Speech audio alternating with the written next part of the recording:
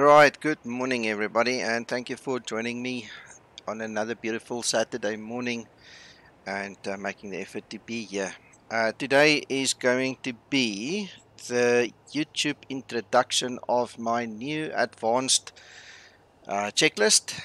It's added a couple of real world elements that the previous checklist does not have. So I'm not going to get rid of the old checklist just for the record. I'm going to keep it, but we're going to rename it. We'll give it a new version number, rename it, maybe fix one or two little issues I have with it, and then we're going to call it the basic checklist.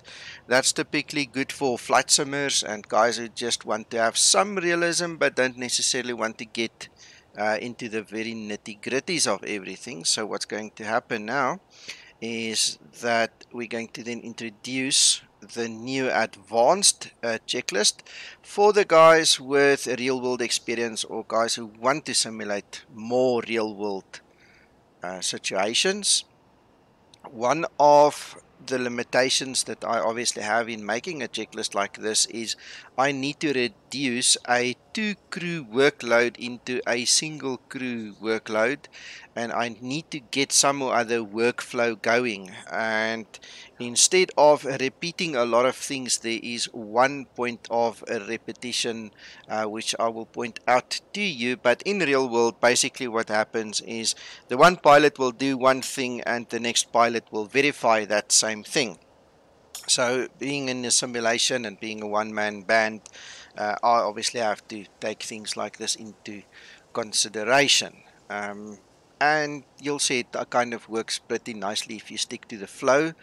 If we look at the thing together, you'll see it's on the screen there at the bottom right hand side. I'm projecting that onto the broadcast, and you guys can then chirp in, jump in, say your say, ask your questions as we continue. Good morning David, and good morning John.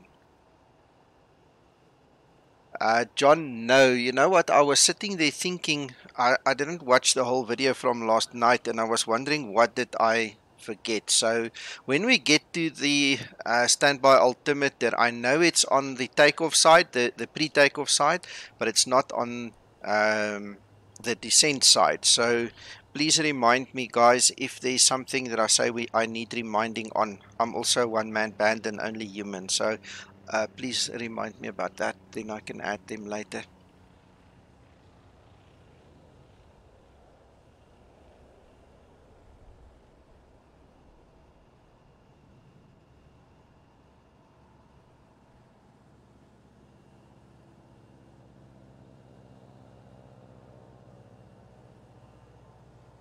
Alright, for the purposes of this stream, I'm going to go onto a voice activation on the microphone. If there is a bit of noise from the kids or the dogs or the vacuum cleaner, I'll just go back to the push to talk situation. I've also disabled that little flickering on the screen in Discord to show when I'm talking, so it shouldn't be too distracting. Right, so let's get started. We are in Sandiego this morning. It's not a real-time flight. It is just after 6 in the morning on the make-believe time scale, and we are about to get going in the Zibo, and we're going to fly to Phoenix in Arizona. It's approximately a 1-hour flight approximately, so please feel free to join me. I really like the early mornings and the sunsets in X-Plane. I mean, it just looks so super. So let's have a quick look around.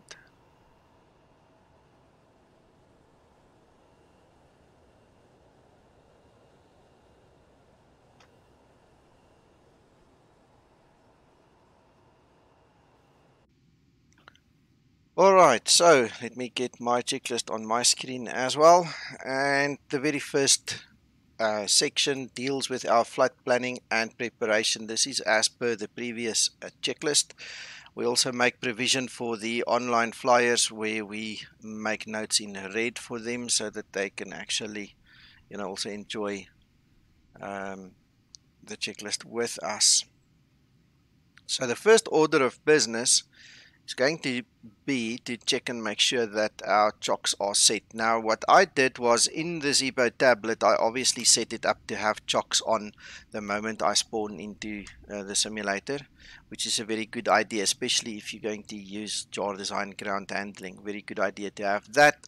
Also what I have is, by default, my parking brake is set.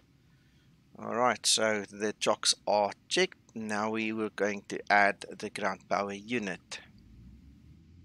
We can hear it starting up in the background. Alright, for those of you that don't know about this, you can actually enable a flashlight in X-Plane. It's built into X-Plane. I've mapped mine to the to the keyboard key F. So when I press F, I actually get a flashlight, and that just makes it easier to find the switches and the buttons. So we're going to enable our battery. We're going to enable our ground power. What is worthwhile noting is that our standby power and our, that is the standby power, and that's the bus transfer switch. They are now by default on and guarded in the Zibo, but previously, a couple of months ago, they were not, and depending on who had the aircraft before you, they will not be, because part of your shutting down and securing the aircraft checklist is going to be to open them up, so, and switch them off. Those two need to be on, otherwise you will not get the ground power, but for obvious reasons we just go battery, ground power, and then we check the parking brake. Alright, so the brake is set. I can switch off. Morning, Javier. Welcome to the stream. Yes, John, excellent scenery. I love the scenery. It's free from the org, eh? It's one of those nice to haves. Alright, our next order of business is going to be to open our doors. Guys, one of the things that you need to realize with the flight simulation is that we obviously came into the cockpit by magic. We didn't have any doors open. In real world it doesn't work that way. So here and there you'll see that we've got a couple of things out of sequence. That's just obviously because it's simulation versus real world. In the real world you'll obviously do it a little bit differently. So don't kill yourself about it, and please don't make negative comments on it if you don't understand the difference between reality and fantasy. So that's just a quick note there. Alright, then we can call our ground services. I'm making use of jar design ground handling deluxe, and we're going to say drive up all.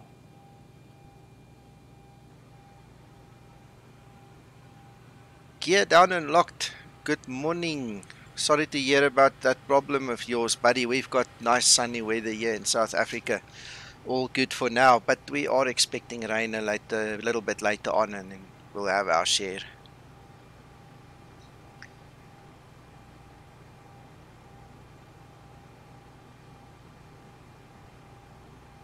In my ground handling deluxe set, I've got the stairway for just in case I get to an airport where there is no jetway. So all I do at this point in time is just kill the one extra staircase there so that we can make use of the jetway.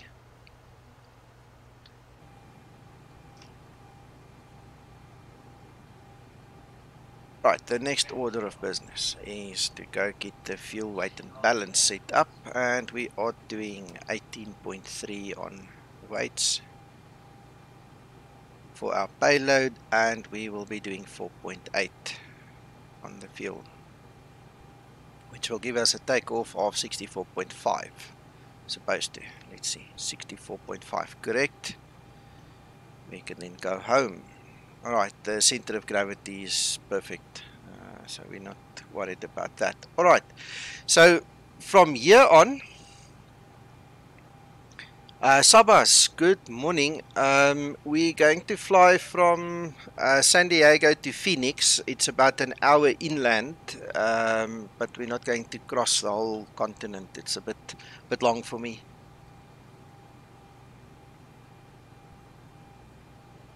Thank you for the meter. Goodness. Gusting 45. Oh my soul.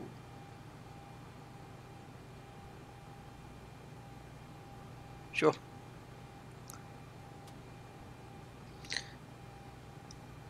Right, so coming back to our checklist, what we need to do is obviously now get a couple of extra things going. So we're going to check this little switch over here. This is our flight deck door. It's spring loaded. We need it to be on auto right now, so we'll leave it as is. Currently there is no axe drawn anywhere, so we pretend it's here stowed somewhere. We just cannot see it. The ELT switch is going to be at the top here on the overhead. Let's get some lights going here. So this is our ELT switch.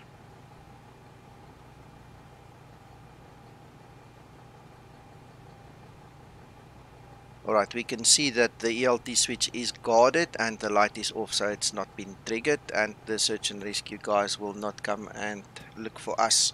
Once it is triggered and that light goes on, search and rescue will home in on this little beacon and find us, theoretically. Alright, then the next step is going to be, also there's no life vests drawn, that's all stowed at this point in time. But we do have a fire extinguisher, so there it is, and we have now checked that that is in place. Bet you guys are not aware of this, but this is the manual gear extension flap. Those are the manual gear extension levers, and if you do that, you're going to let your gear down in case of hydraulic failure. So we need to make sure that that little hatch is closed, and it is. Alright, in terms of the circuit breakers, it's actually very easy to see if one has popped. If you look at the circuit breakers, you can see they're all perfectly in alignment. So if you run your hand over it, your hand's not going to get stuck, it's just going to slide over them. But if one is popped, you'll definitely feel your hand get stuck on that one, and you'll see it immediately if you look at the circuit breaker. So we're all happy that is done. Alright, then we can continue with our good morning Felix. We can continue with our lights. We've already done the dome light, we have done the panel and circuit breakers, and then we can do the ones in front.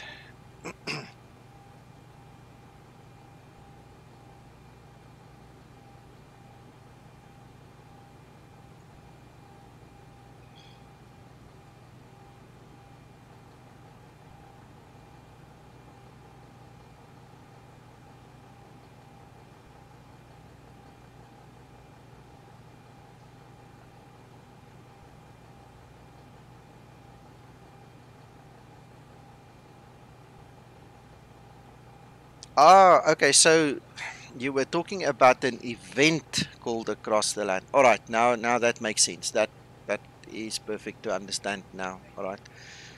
Well, gamers, good luck with controlling, eh?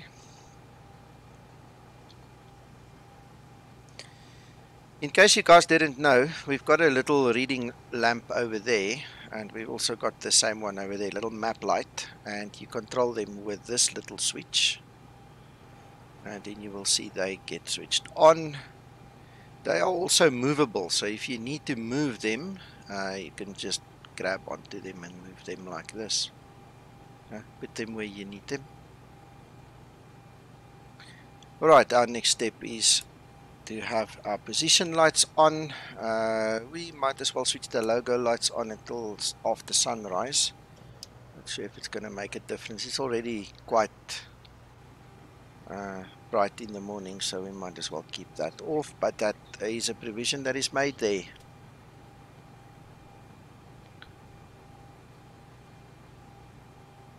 Did you have a good flight, Bassmaster?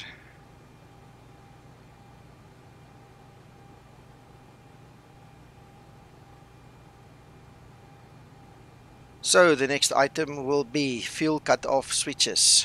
They are cut off, thrust levers are definitely idle, and thrust reversers are down, the landing gear is down, speed brake is up and flaps up. Or speed brake's down, whatever you want to call it. Speed brake's down, flaps up. Excellent, excellent Bassmaster, that's good to know.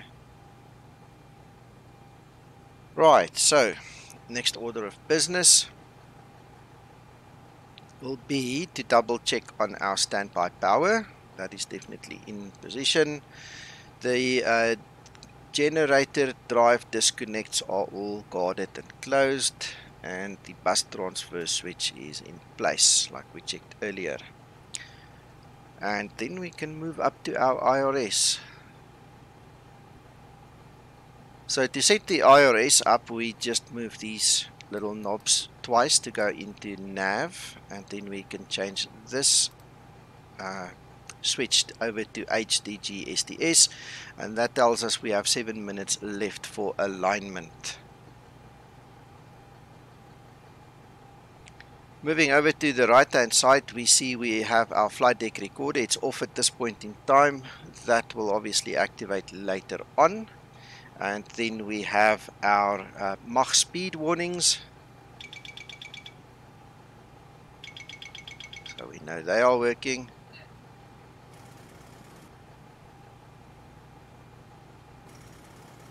Alright, I'm not sure if you can actually hear it. It's very, very faint. I don't know why it's so soft, but they are sounding like a very muffled machine gun going off in the background. That's the stick shaker. So they are working. We can move on.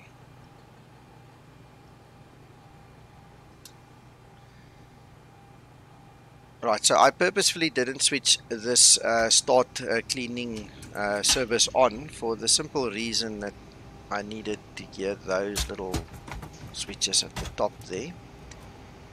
But now that they are on, we can actually continue with the checklist. Alright, what is very important now is going to be that we need to check that these lights, that's the reverser 1 and reverser 2, they need to be switched off. At any point in time, if the reversers are active, you will see these lights go amber on us. You will definitely not be able to miss that they are on. Alright, so what we then need to do is we need to check that engine control lights are off and our ECC switches are on, with the ALTN lights being off.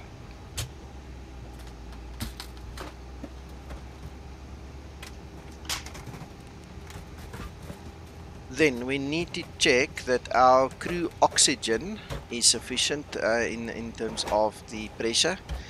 Anything 1000 and below makes the aircraft unserviceable. You cannot fly with it, it's illegal. You're going to get into problems unless you stay low level and you don't need oxygen. So this obviously is perfectly fine for us. The passenger oxygen switch, this is where those little masks come from. If you open and activate this in the real aircraft, the masks will fall from on the overheads above the heads of the packs.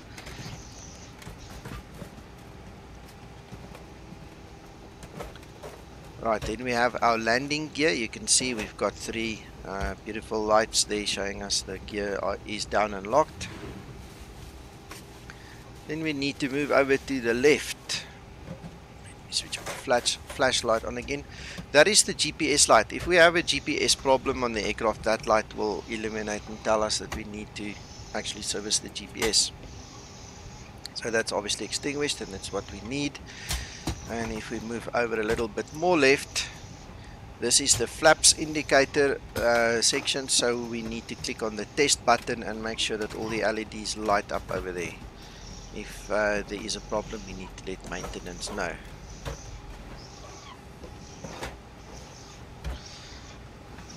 On this aircraft currently in its state, there's not much we can do with GPWS and with the wind shear configuration and weather and such. That's a dead panel right now. That's something in development for the future. But what we can do is we can go to our TCAS, click and hold the test. Vertical speed. Adjust. Climb. Climb now. Climb. Climb now. Climb. Crossing. Climb. Climb. Crossing. Climb. Climb. Climb. Clear of conflict. Descend. Descend. Descend. Crossing. Descend. Descend. Crossing. Descend. Descend. Descend now. Descend. Descend. It takes a now. short while to just finish this. Climb. Increase climb. Increase descent. Increase descent. Maintain vertical speed. Maintain. Maintain vertical speed. Crossing. Maintain. Monitor vertical speed. TCAS test. Pass. Fantastic, that is good news. So we have passed. Alright, then our fire and operational tests happen. So let me get the camera into position for you just to make it easier to see. So what we're looking for, so we're going to hit this button to number 1 and then to number 2. So we've got the green light, so it tells us that our APU and our engines should function properly. Then we need to do the fire test. We're going to, well, first of all, test the operation of that APU and then do the fire test. And we're obviously going to look for all the little lights to come up and also for the bell to ring to notify us of the problem. Then our cargo fire is tested from here. What is important during all of this is to make sure that none of these little warning lights come on and stay on. We don't want any issues, so we need to make sure that everything is nice and extinguished. Alright, I'm going to skip the online network pilot checks, that's not important for us today, and then we're going to look at our CDU setup.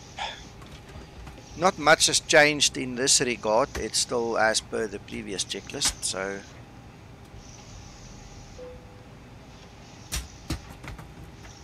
I'm just going to run through it. Obviously, like we said, flying from Sandiego, and we're going to fly to Phoenix. I just want to show you guys something. If you look at your GPS readings, we had GPS-L and GPS-R. The reason I choose GPS-L for left is because of this. If we go back to our IRS configuration, you see that the active system is left. And that's why I used the GPS-L to set the aircraft. You can't use the airport. That was a flight simulator hack, a trick, a freebie that was given to us by a bunch of developers who felt sorry for us, but in the real world it doesn't work that way. So you need to use the appropriate systems. As you can see, as I'm turning the knob here, you get the wind speeds and you get the actual position. I just always leave it on the position, so that's as a matter of interest.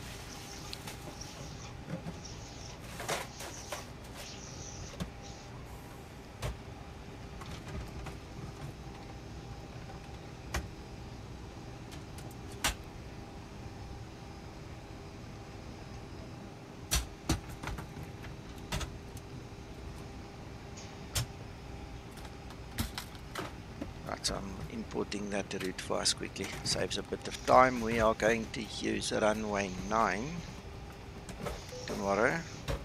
Then it must be 09. There we go.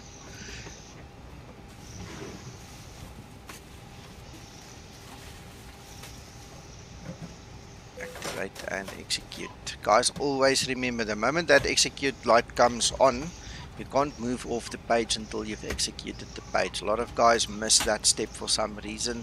Probably somebody never taught them properly, but listen carefully. You need to execute it before moving off to another page.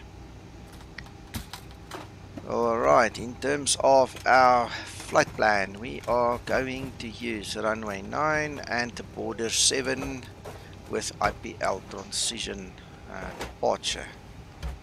Our arrival is going to be on the ILS 7 left. We're going to skip Avona because that's the transition that's actually out of our way. We don't need that. And we're going to use the Hydra 1. There we go. With a HOGGZ transition. Right, the reason I know we don't use Avona is because I did the flight last night. So I picked up the issue then. I had to rectify it. Right, our next step is to obviously verify via the steps. We get rid of this guy. Now we just step through the plan. Very nice straight in approach with the the old after the fact. So if we have to do a go around, we can look at that.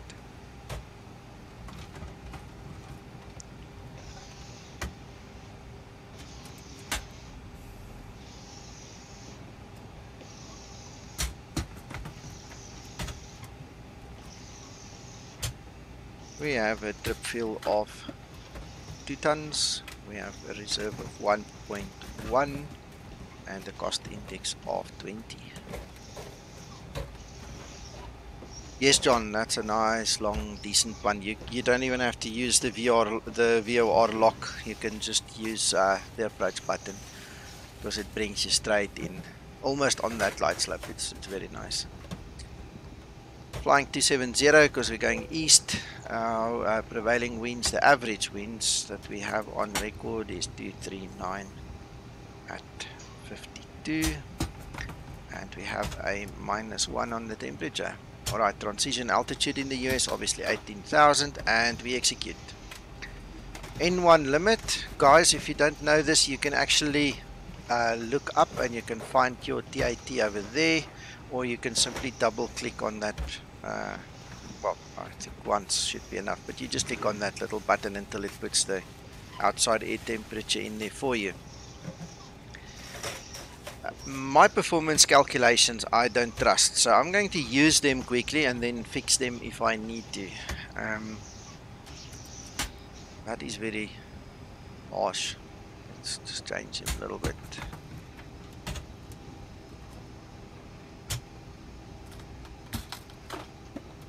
Alright, we're going to stick to 45. 57 was a bit high, just for my liking. It's usable, you guys saw it was usable, but it's just very high for my liking. So let's go to takeoff page. We're going to use flaps 5, and now we have our values that we need. Alright, I've made a big note here in terms of if you need to do noise abatement procedures or whatever. This is about the time to go back and do them. To review your flight plan, your legs, all these other things, if you have made those changes. Otherwise, we just move on to the next section, which is going to be configure better pushback.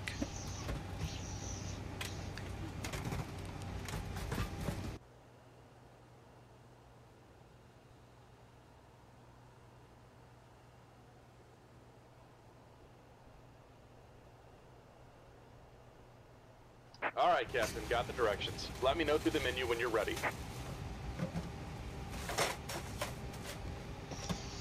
Alright, this takes us back to our overhead. One of the key things to realize is we've got different columns over here. There's 1, 2, 3, 4, 5 columns, and we always start top left, then we move down, and then we move over to the next one, we go down, we move over to the next one, we go down, etc, etc. Okay, so that's the rule of thumb that we use, and I will zoom in for you guys to make it easier to understand where everything is located. That's going to be a nice adventure for somebody using this checklist if they don't know where it is located, so we'll point them to this video.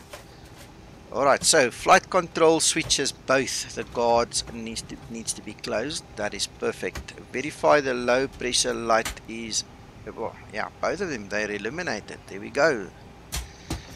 Alright, our spoilers, the guards are closed. That's perfect. And we can switch on our yaw damper. Our alternate flaps, we see here the master switch, the guard is closed, and on the switch itself on this side it's to the off position, and we do not have any warning lights except for the low pressure, which needs to be on. Then we move down to our navigation panel, and all we need to do is make sure that all these guys are in the normal position, all 3 of them.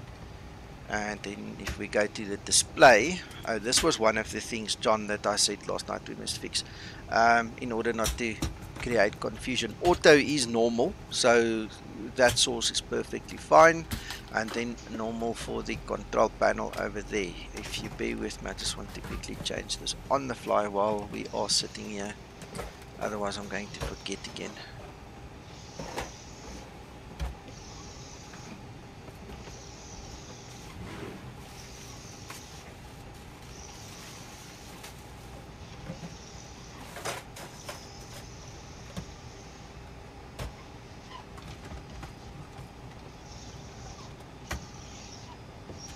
Good morning, Sentinel. How are you doing?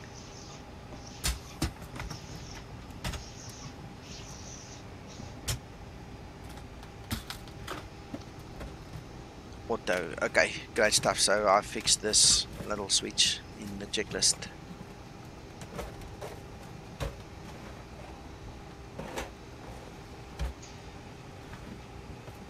All right, next.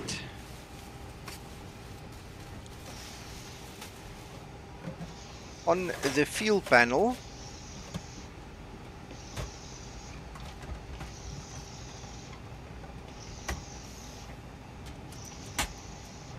okay, well, I hope you enjoy it, but I also hope that you, okay, I hope you stick around to learn a little bit more here today, because this is a brand new checklist that I'm introducing to you guys. Okay, first order of business is we need to make sure that the engine valve closed and the spark valve closed. All 4 of these lights needs to be eliminated. And if you look at the filter bypass, that needs to be extinguished. Alright.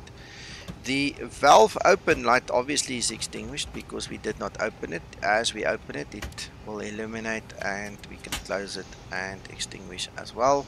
Filter bypass is also off.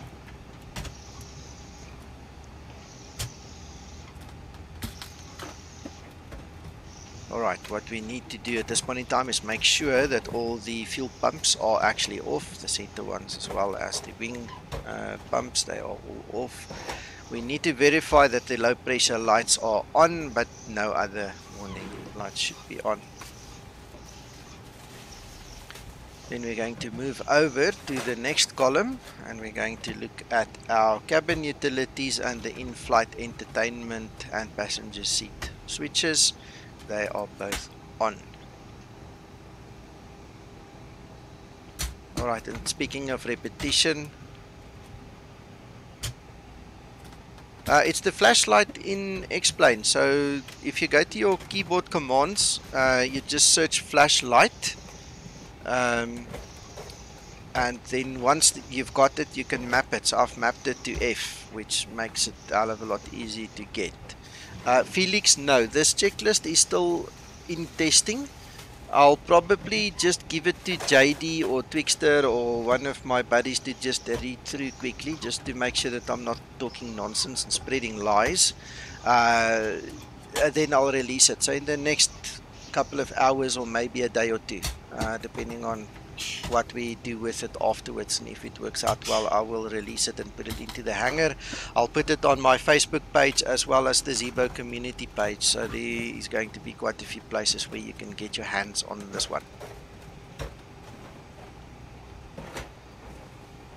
Right, standby power, the switch guard is closed. What we need to look out for is the standby power light is off, and then the battery discharge light is extinguished. We don't see any other lights that are on here, so we can rest assured that all of this configuration is done. Right, generator disconnect drives, the switches are all closed and guarded, so we're happy with that. Okay, one thing that we need to do is we need to make sure that the drive lights are actually telling us that it's not working at this point in time. That's normal. Bus transfer switch, that is guarded and closed. Transfer bus, the source and the gen off, all of these lights, these the ones on the side and this one, they're all off, so we're happy. And then we move over to the next column and start at the top again. We obviously set our lights already. Lavatory light, that's off, perfect. The equipment, cooling, the supply and exhaust switch, they are both on normal. The notice lights are off, so we don't worry, and then we can switch on and arm our emergency exit lights. We're not going to enable the chimes and the fasten seat belts yet. That comes a little bit later. We are then going to check our wipers to make sure that they are both in the park position. Alright, in terms of the ignition, we use both. If you have a ground support standby power system and you want to start from there, you use ignition, or otherwise we just use both. Then we need to move over to the next column. So we need to test and see that all these little lights work and that we do not have errors on our window heat, and then we can switch them on.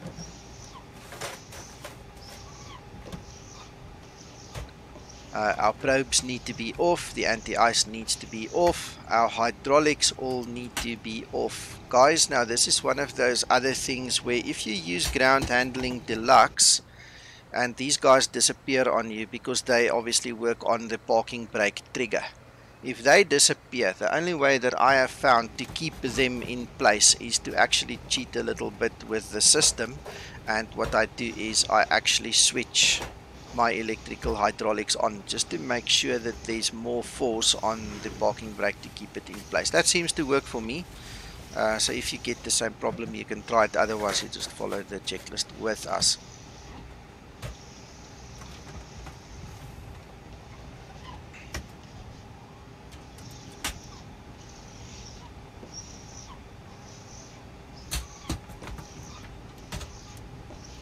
Alright, the next order of business is going to be to start the APU.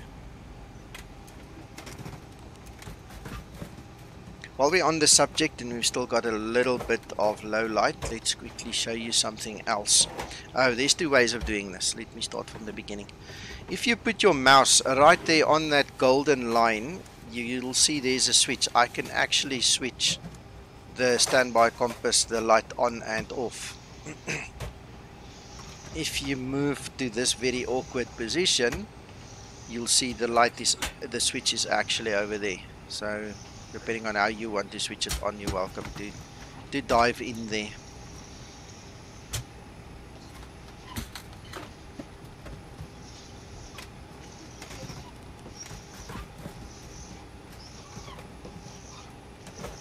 Alright, now we're just waiting for this APU to start.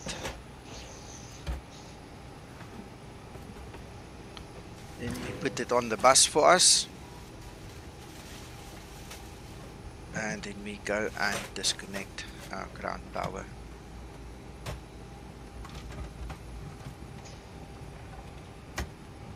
Right, so it should sound a bit easier on the ears there.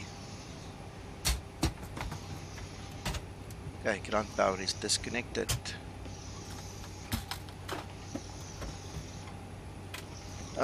Felix, yes and no.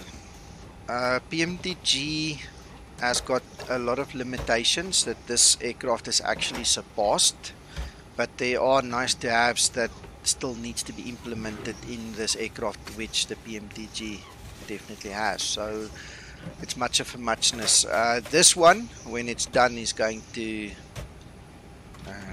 be vastly superior. In fact, if you look system versus system, the completed systems, this one beats the PMDG, unfortunately, for the guys who don't want to hear that.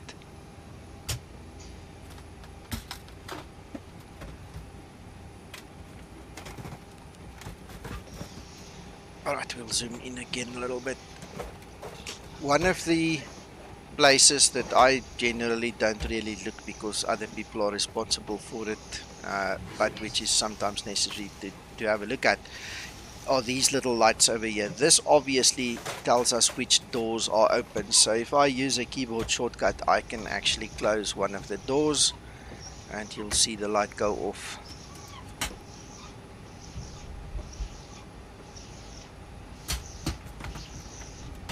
Why is you not listening?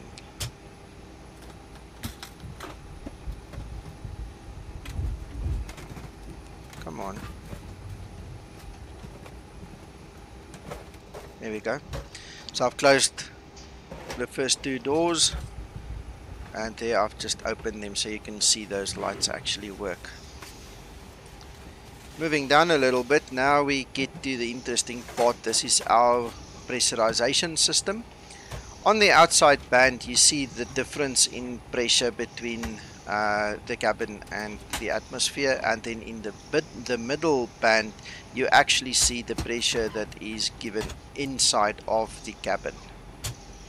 And over here you will see the cabin. This indicator will tell you if the cabin pressure is rising, whether you are climbing or whether you are descending, and now the pressure is being let out again.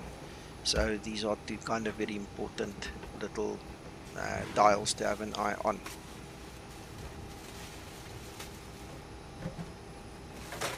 So according to the checklist, we need to make sure that the cabin differential pressure is 0. The cabin altitude is at field elevation, which is near 0 anyway, so it's showing as 0, and the rate of climb is also on 0. And then we move up again and over. Right, the Zibo does not have a high altitude landing switch that I can find anyway. The switch usually sits here at the top, so we're going to skip that one. I've also not installed that into the checklist, so it's irrelevant to us. Over here you can see the different temperatures of the different sections in the aircraft, and you can actually move your selector to pick up on what these temperatures are. It's not going to make any difference in our lives. Janex, hi, good morning, welcome to the stream. Right, what is important for us is we need to get the trim air going. The trim air, the function of the switch is it circulates the fresh air throughout the whole cabin. There's no point in some people having nice fresh air and other guys sitting in a stuffy environment. So this is why we enable the trim air. It's going to then mix it all up nicely for us and give an even distribution. Right, the zone temperature lights need to be off, that is true. And the temperature selectors, that can be as required.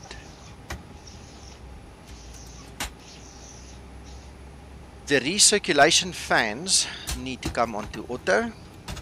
Our back switches can now come onto auto.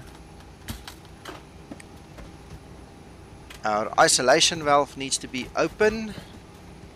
And then what we need to do is the engine bleed air switches actually needs to come off. In the previous checklist, and I'm not going to change that because it's a flight simmer way of doing things, basically I never touched the engine bleeds. Now if you read the actual Boeing operations manual, you will see that it's all good and well. The moment you activate it, let me show you once we do the APU bleed, that obviously needs to come on now. The moment we switch the APU bleed on, you'll see the duct pressure is rising and you'll hear the air conditioning start to blow the air throughout the cabin. But if you look now a little bit higher, you'll see a warning light that will come on if we enable the engine bleeds. It basically tells us that we now have two sources of bleed air and potentially we can literally blow our APU up.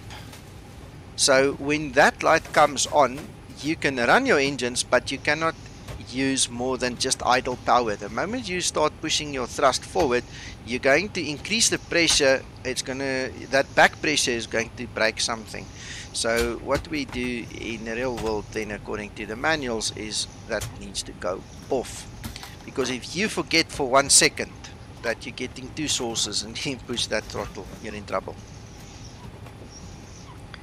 Alright, so engine, the APU bleed is on. Alright, dual feed light is extinguished. Okay, the ram door, both of those little lights are on. And all other warning lights are off. So we're happy with that. Moving down a little bit more.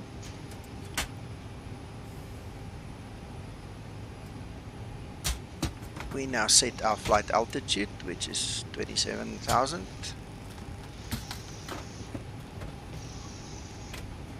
And the landing altitude, that was a high one. That was really a high one. Let me just get that. I think it's 1,150. Yes. 1,135 on the airfield elevation, so we're going to take 50 because that's the closest in a 50 increment.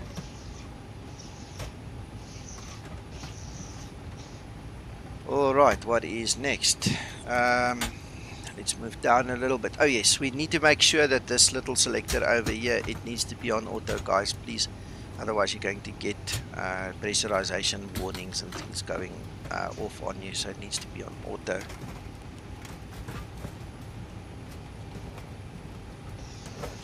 Then at night, in a dark situation, you would enable the wheel well light. We're not worried about it. It's light enough the guys can actually see what they're doing. So we're going to skip that like a good old stop street. Alright. Our next step is going to be to go to our MCP. So let's just read our values again. We are looking at a V2 of 145. So we need to set 145. Alright, this question has been asked a lot of times. Why V2? Why not plus 10? Why not plus 20? Whatever. This depends on the operating procedures at the airport. If you've got noise abatement, if you've got certain restrictions, etc, etc. Rule of thumb is just throw V2. The airlines are happy with that, and we don't have to get into too much detail about that. So we're going to use V2. Just want to set my charts back quickly. Alright, so I've gone a little bit out of sequence. Auto throttle first, then we do the captain, flight director, the FO flight director, very important, and then we obviously get to set the rest of the things. So now we have the runway heading to set, which is 95. It's very important that you always set your runway heading, because if LNAV fails on you, you need to know what to do. It's easy enough to just click heading select. Otherwise, you're going to have to manually fly the aircraft. So it's best practice to just put that in. And then we're also going to put our altitude. No ATC today, so we're just going to climb up 27,000. And then my famous rule of thumb again, to make sure that your programming is correct and that you didn't miss something, an execution on one of the FMC pages, the flight director on the FO side or whatever. I always click on the LNAV and VNAV just to make sure that we are ready to go. If you find yourself in a situation, and in the US it happens a lot, where the standard instrument departure actually only starts 10 or 15 miles from the airport, and you have to get into a vector situation and either vector yourself or get vectored by ATC, then you'll obviously use the heading select button. So that's a bit of common sense that needs to come in there. Doesn't take much to understand that. Alright, the next thing that we're going to do is the stabilizer trim. We're looking for 4.76.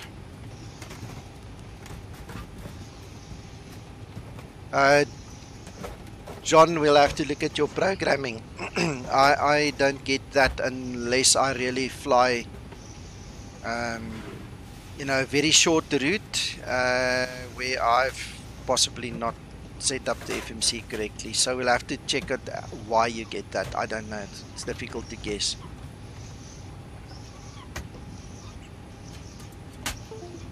I'm just waiting for my trim wheel to come up. Alright, so guys, another thing, in the real world one never uses that exact value because of the weight of the aircraft. It's always advisable to just add a 0.5 or something on there at least. So I'm going to run at about 5.5. Right, and then we can go to the progress page. We don't need that page anymore. Okay, time to look at our altimeter. If I can actually get Active Sky to show it to us. Come on. Our altimeter currently is 3006. And we can set it up here. Come on. 3006. And we can match it. Oh, come on.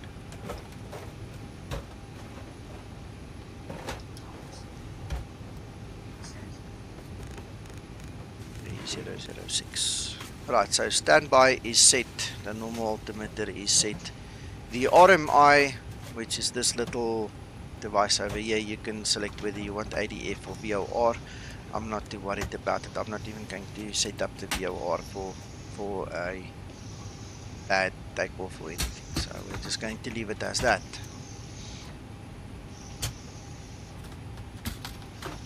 Right, then we're going to move on to the EFIS panel. Let's see if we get a better angle. So this little panel over here is the EFIS panel. That's the primary flight display, the navigational display, the ACAS over there, and this is the EFIS. So what we need to do here is we need to go back to map. I might not say it in exactly the same sequence, but just bear with me. So I want to be on map. I need to have my minimums. That's over there. I need to set it up on either baro or radio. I'm choosing a radio. Let's get you guys a better view of that. So if we move that selector, we change between baro and a radio. That's even better view. So we're going to stick to radio.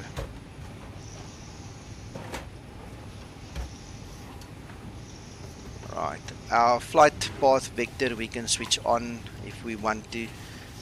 In terms of meters, if you guys ever fly in Russia or China or one of these places that support meters, you click your meter button and all of a sudden you get the meter display there. So we can switch it on or leave it off. We're literally 6 meters there. So anyway, let's leave it on.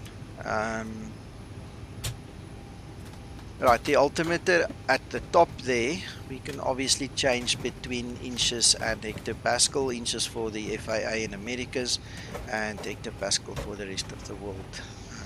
I'm not sure if anybody else uses inches, not to worry about that until you get there. Alright, so what we typically then also do is set up our range that we want to see on our ND. We can decide whether we want the map view, the compass rose view, whether we want the vertical navigation view. That's all up to you and your airline SOPs. So we're not going to change anything there for our side. Then traffic, you can switch it on or off and get your range rings going. Obviously, to see traffic, the traffic needs to be on, as well as your TARA on your transponder.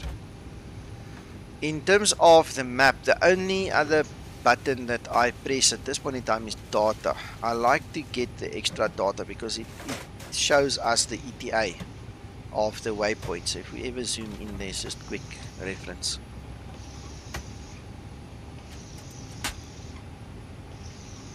The next step is to check the clock. This is not real time, so this is obviously a UTC time that we see over there, and this is the local time, 7 in the morning. It's not real time, guys, so don't freak out. It's just one of those things. And if we want to start our stopwatch, then we just click the chronometer button over there. Right, then for some more playing around, some horsing around, the light test. If you switch the light test on and you start looking around in this cabin, you'll see all the possible light switches and displays are now in a test mode, even if you look up. This is the way to find out which bulbs are working, which are dead, and which ones to report to maintenance. So you can literally see every light is now on, and if we do not have an issue, we can obviously just switch them off. So we are in bright, or we can go to dim, up to you. Then we've got 2 modes to test for the autopilot, the auto throttle and the FMC. So that's mode 1, and this one is mode 2. And we can also see that the appropriate LEDs are actually working. Next step will be the pedestal. Right, so for the radios, you're obviously going to set up. Let me just move it up a bit. There we go. You're obviously going to set up your radios to the appropriate frequencies. I've actually got my active sky running here. So if I do this, we can hear the voice meter. Kilo Sierra Alpha November Airport information. Juliet 0751 Zulu. Weather wind 028 at 4. Visibility 10. Sky condition ceiling 4000. Broken temperature 122.6. Altimeter 3006. Advise on initial contact. You have information. Juliet.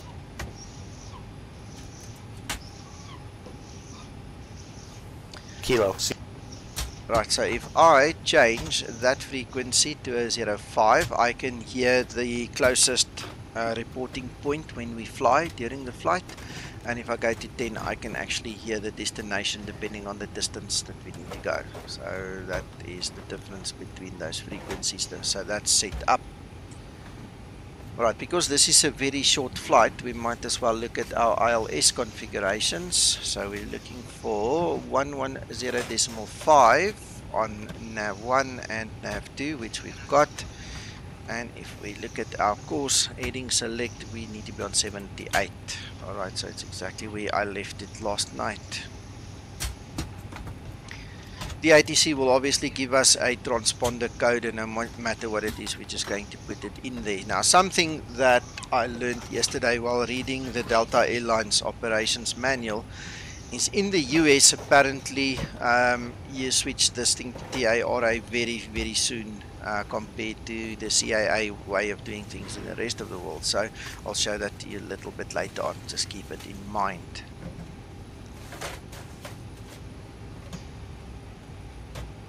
Alright, so the radio has been set, transponder code set, TARA is definitely on standby. Then we can move a little bit backwards again. Alright, so now we need to make sure that the aileron trim and the rudder trim is free and zero, that there's no interference, and then also that the stabilizer trim little switch over there is guarded and that there is no warning lights over there. Then we can check our oxygen.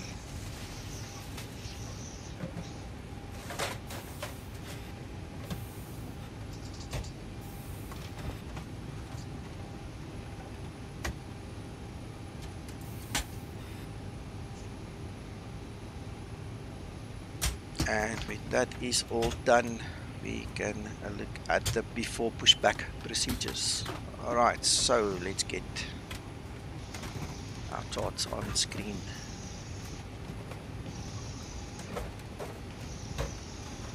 But so that's where we are situated. We are going to taxi all the way to Bravo 10, and we're going to use the full runway because this is kind of a short runway, and this is also why I boosted our SL temperature a little bit to get more thrust. I don't want to get come short on this runway.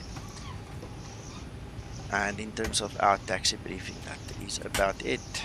In terms of takeoff, we are going to fly straight out, join this browse little intersection, then IPL for the transition, and just fly straight to Phoenix.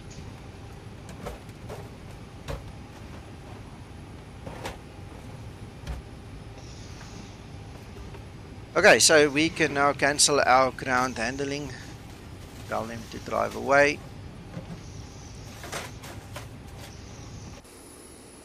And then we can close our doors. I'm just going to use my keyboard shortcuts for that.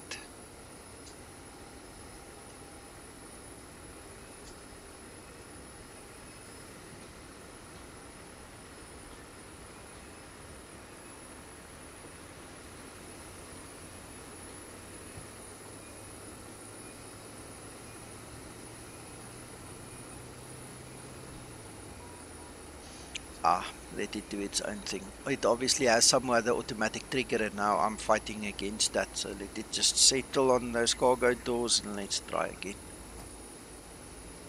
If that doesn't work, we'll close it via the tablet. Okay, we'll go see in the tablet why it's not closing. All the other doors are closed.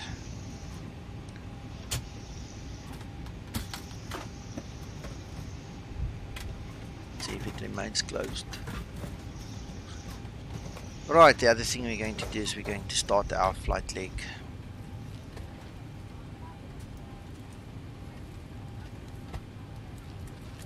Right, it seems to be closed now. Yep, all good. And at this point in time, we can now switch on those chimes and the seatbelt signs. Captain has turned the fasten seatbelt sign. We do ask that all passengers take your seat at this time and please fasten your seatbelt. Just as a reminder, we cannot leave the gate until all carrying items are properly put away. All overhead bins are closed and all passengers are seated.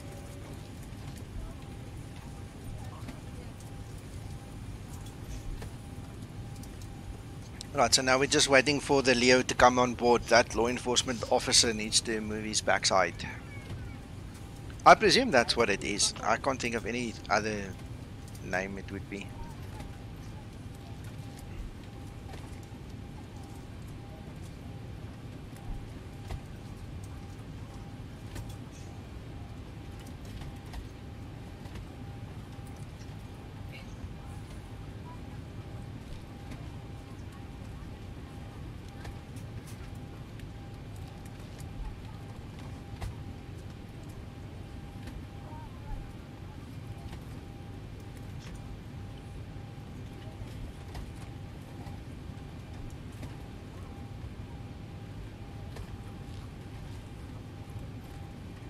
I hope I didn't miss that announcement with me speaking so much.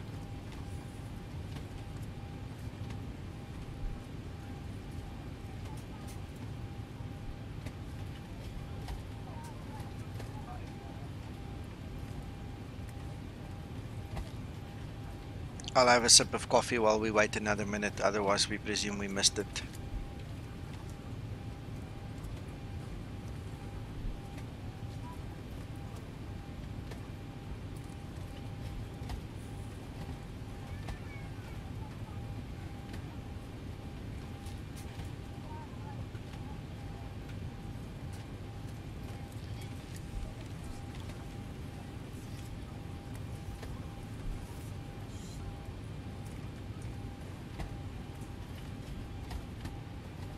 Yes, John, that would be nice if we can get some animation going.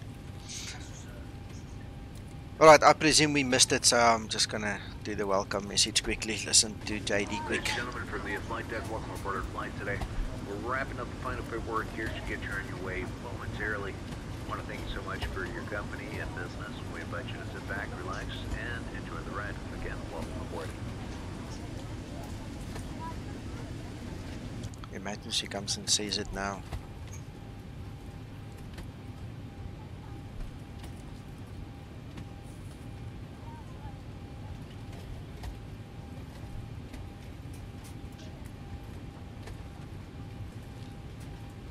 Great news, Captain. Your tow's coming.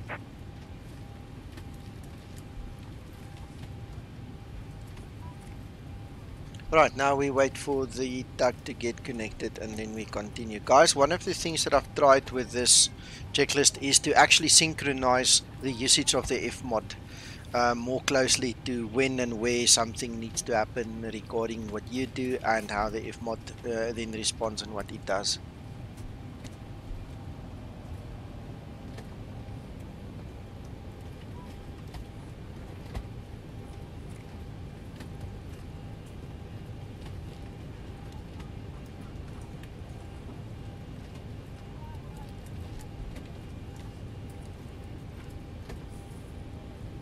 All right. Looks like the doors and hatches are closed and we're ready to connect.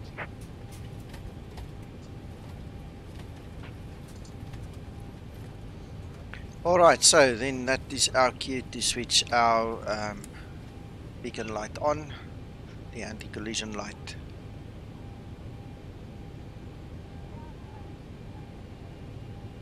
Flight attendants prepare for departure, cross-check and all call, thank you. Then we do our fuel pumps. Alright, there are no fuel in the center pump, so they remain off.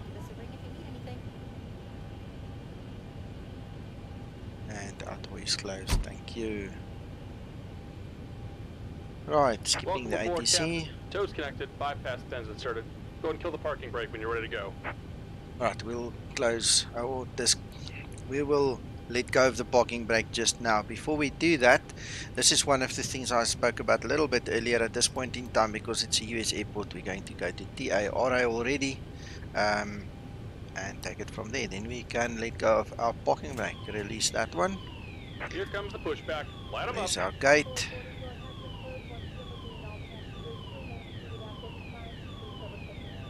Alright, so the next step that we need to do is start the timer for us, and then we need to look at our packs. They need to come off, otherwise we will not have a successful start. Alright, then we can go to GND on starter 2 to start engine number 2. Then we just wait for 20 to 25. I usually just add my fuel at about 25, then I know I'm safe. Alright, that's number 2.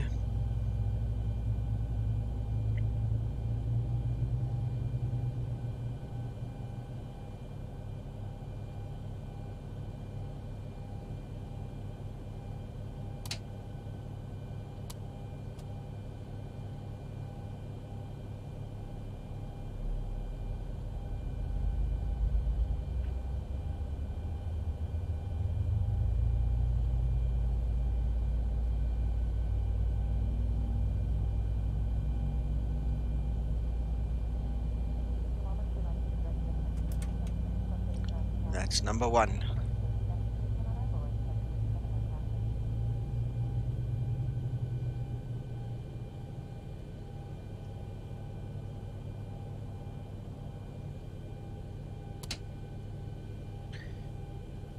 Generator 1 and 2 goes on. Ignition goes to continuous.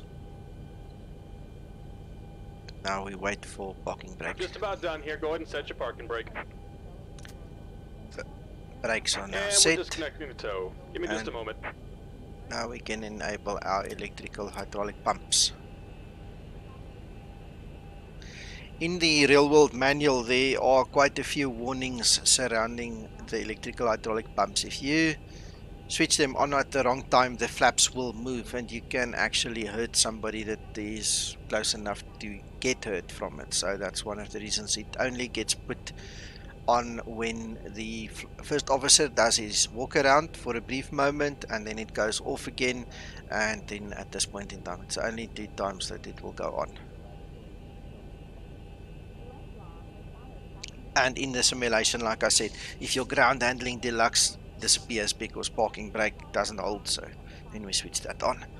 But that's a minor, it seems to be sorted. On the left. Take it easy and have a safe flight. Thank you, sir. We're waiting for the pin.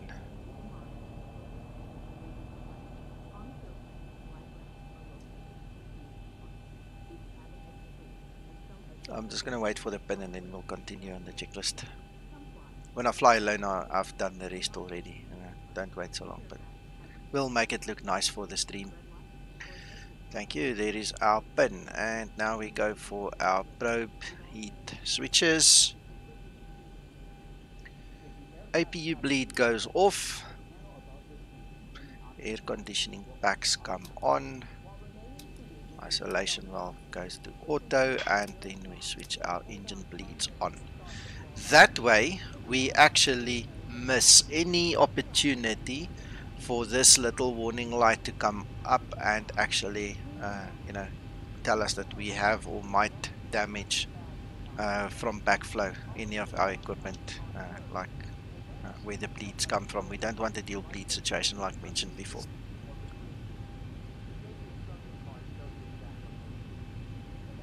Alright, then we need to verify that the switch is still on auto.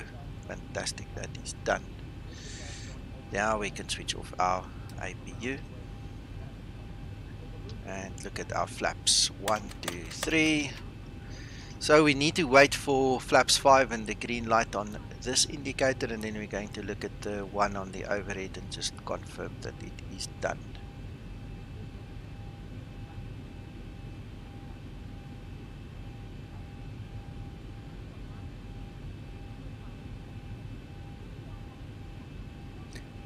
seems that if I look at my checklist, we forgot the auto brake selector.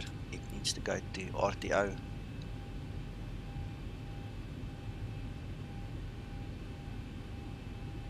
This is Mr. X as far as I know, Felix. As far as I can remember. Right, so if we look up here, this is the flaps indicator as well, so we know it's all green and happiness is.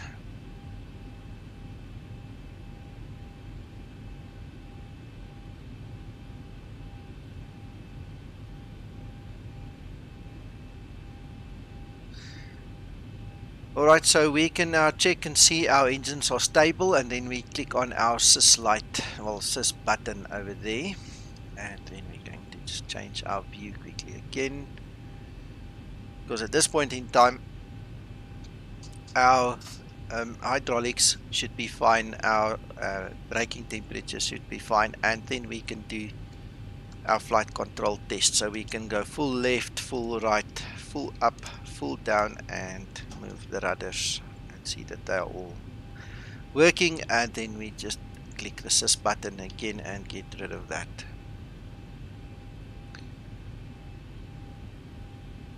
Taxi light comes on, runway turn-off lights not required for this trip, and then we are ready for taxi. We don't have ATC, so we don't care. The cockpit windows, they are all locked, and the cockpit door, the light is off, so that one is also locked. Alright, in terms of anti-ice, we are above 10 degrees Celsius and there's no visible sign of moisture, no precipitation, so the anti-ice remains off. Alright, if the anti-ice needed to come on, the conditions would be visible moisture and the temperature needs to be under 10 degrees. And if it goes below 3 degrees, we've got a different way of doing the next few steps. I'll just quickly mention that to you as we go on. Right, so we can release the parking brake and we can just get going slightly and then press those brakes. Make sure the brakes work. Yep, brakes work fine.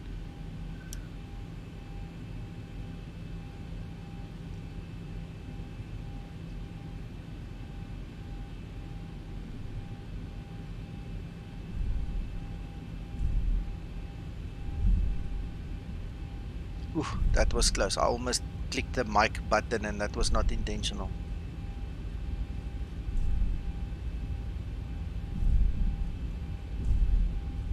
Right guys, so as we are taxiing and getting closer, I've on the tablet I've mapped my takeoff notice to my wing lights. So all I do is just switch on the wing lights.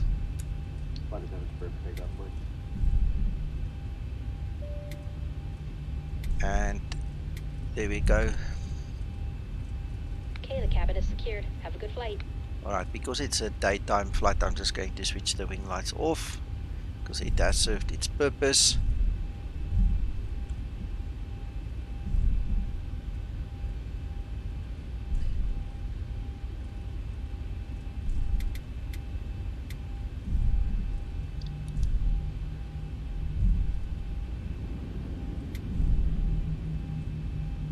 Right, and we're just going to park around here somewhere so we can do our runway entry procedure. The runway entry procedure starts with landing lights. Runway turn-off lights not necessary. The taxi lights can come off. The position light now needs to go to the strobe function, so we can just make sure that the strobes are working beautifully. Alright. Where the radar needs to come on, what I usually do is I switch it on my side of the displays and the terrain radar goes on to the first officer's side. Takeoff briefing, it's just a straight out, there's nothing much to report there and we just follow LNAV. Right, where are we? Right, okay, something I just want to quickly show you guys. If you have below 3 degrees Celsius, you are required to do everything the same except for one thing. two things actually, two things.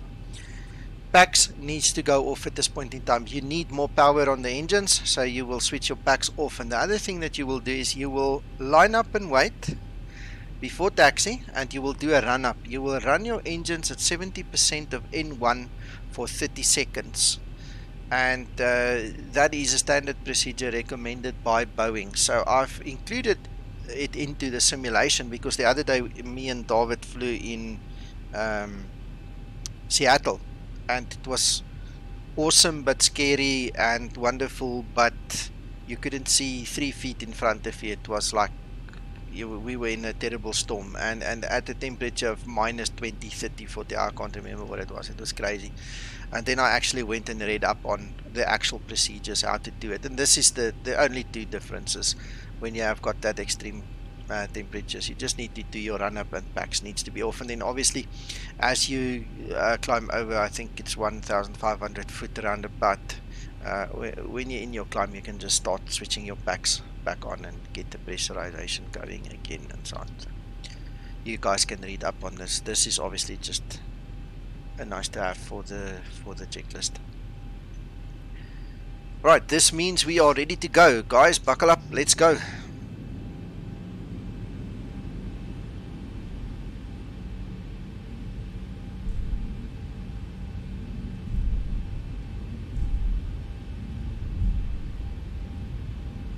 I'm just going to taxi back to that runway and then hit the toga button.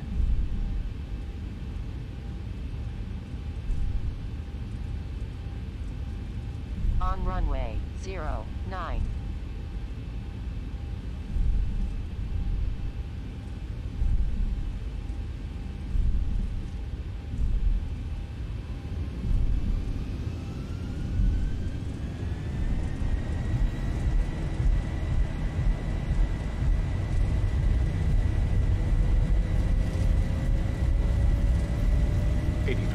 Please, Sentinel, yeah, you the law enforcement officer today, you sort that out, eh?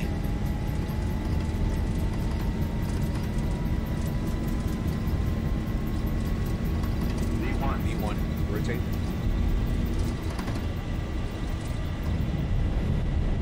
Positive green. Gear up.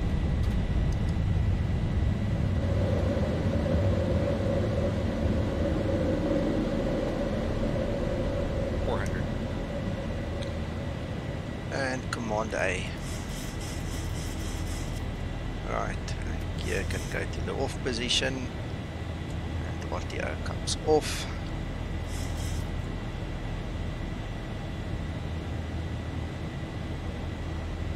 And the next thing is just the flaps. 1,000. Yeah, lekker David, lekker.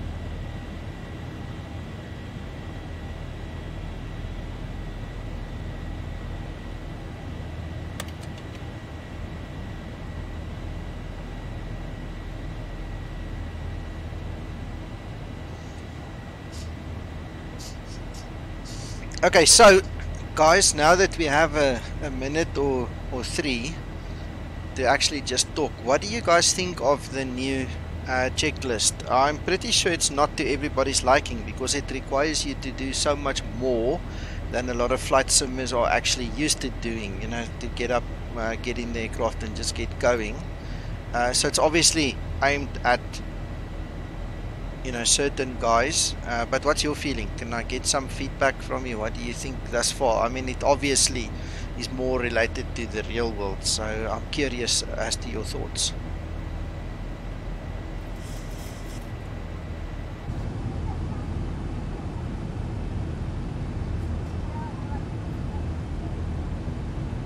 Excellent, Sentinel. Good answer.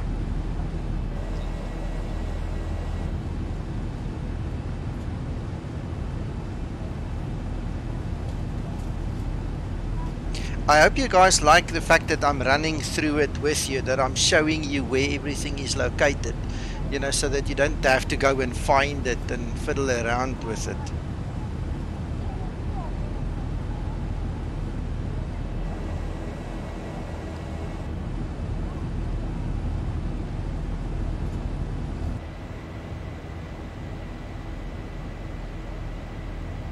Alright, the next couple of sections, the climb, that's standard. I mean, everybody knows about the lights and the start switch buttons and the altimeter at transition altitude, and you know, the play the level of speech and things like that, seat belts. I'm just going to take it off the screen for a moment so that you guys see a little bit more of the aircraft itself.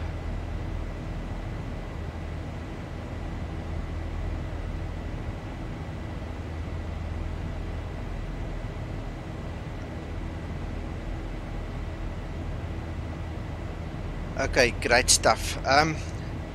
Guys, what David is referring to here on stream is something that he got working on. I'm sure some of you have seen it. I've actually made a C-list text file for the X checklister that gives you a verbal checklist and helps you with the checklist in the cockpit.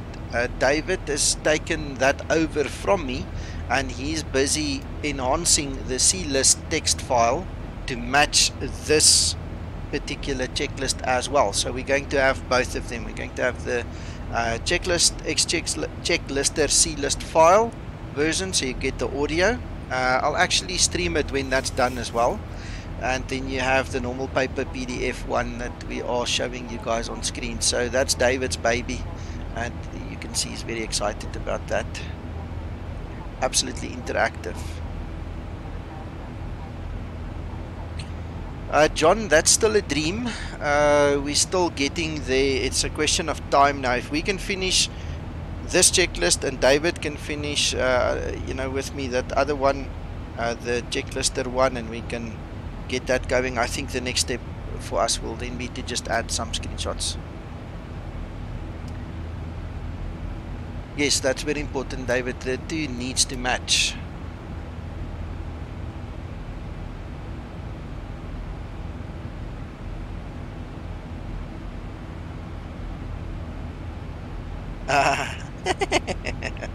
Excellent, Sentinel.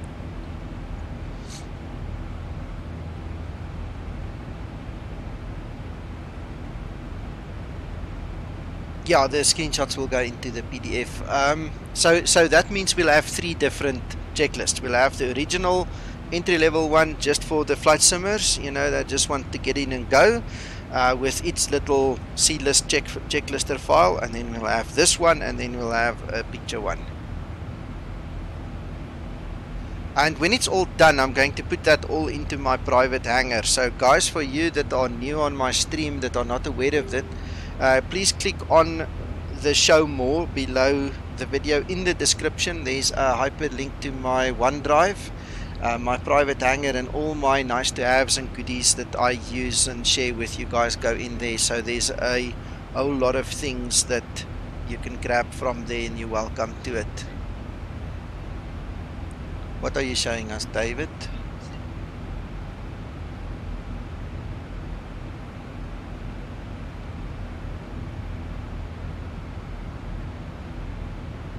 Oh yeah, this is the X checklister.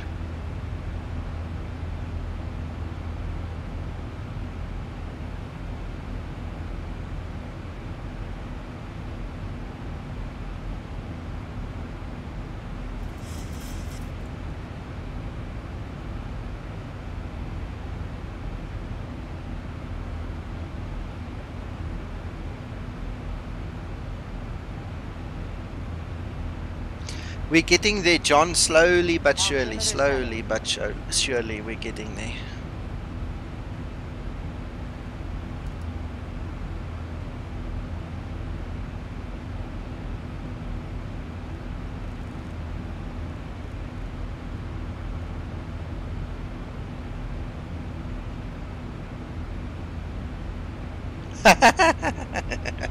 Awesome. Okay.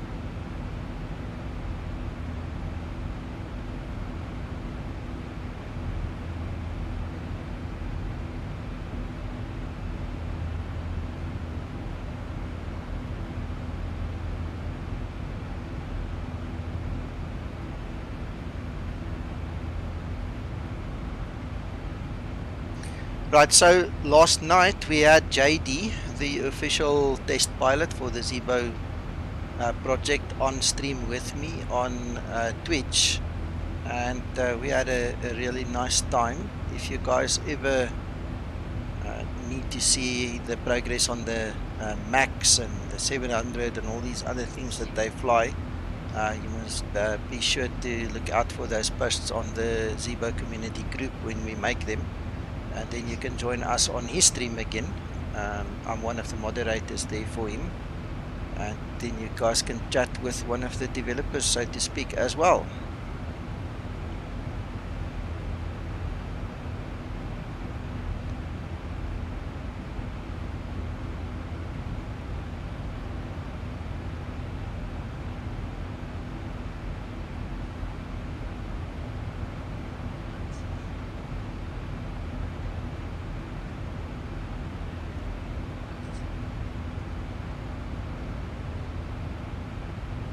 Felix, I'd love to do it in the Airbus. I would really love to do it. Okay, that's a ghost. I would love to do it on the Airbus, but time is a problem. The effort that goes into doing this stream that you guys are watching now started Thursday midday, and I worked many hours, probably 8 hours on Thursday. Friday I probably did 16 hours, including the stream that we broadcast on Twitch, and now we're doing this. So you're talking a lot of time that we need to do this, and I don't always have the time. Thanks, Felix, much appreciated. I'd love to do it. That's the short answer. I must just find the time.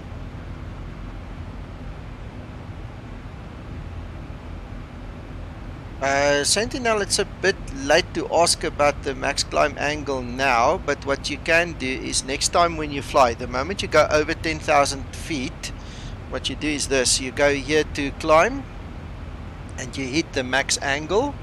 The aircraft will slow down to probably 260 knots, and then you'll see it climbs like 5,700 foot per minute in the beginning there until it levels out again. It's like crazy. So next time remember that just after 10,000 foot come to climb, hit max angle and have a look yourself.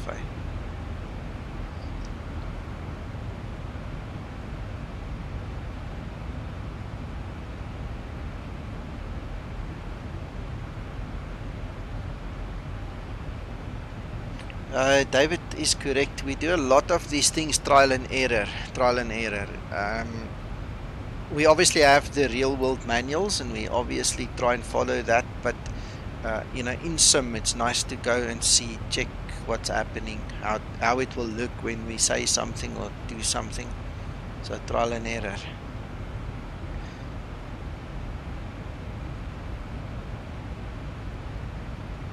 Right, so let us get the PA system going again.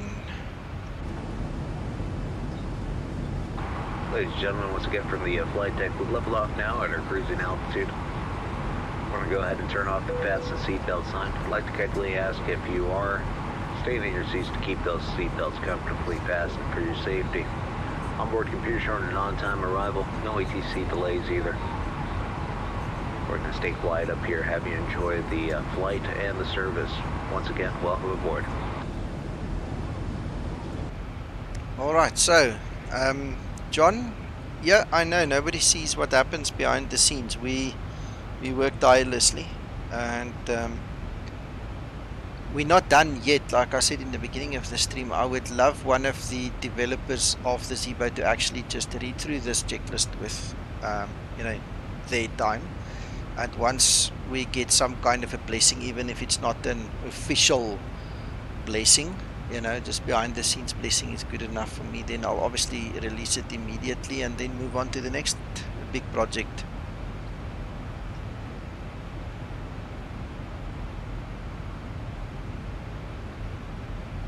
Sentinel, that tells me that you didn't program it correctly. Something is wrong there.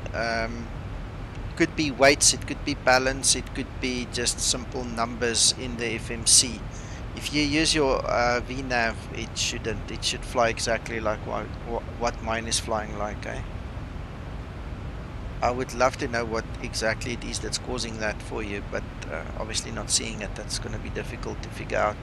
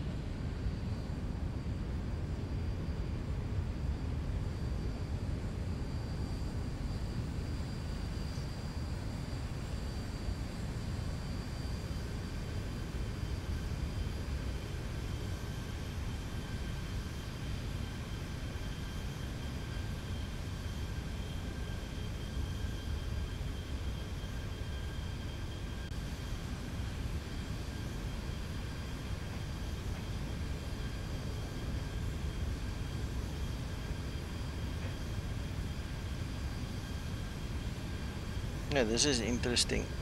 This thing doesn't want to turn again. Come on.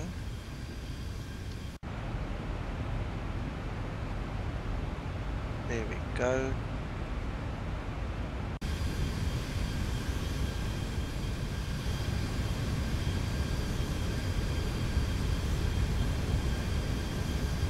That's not a bad volume, I think.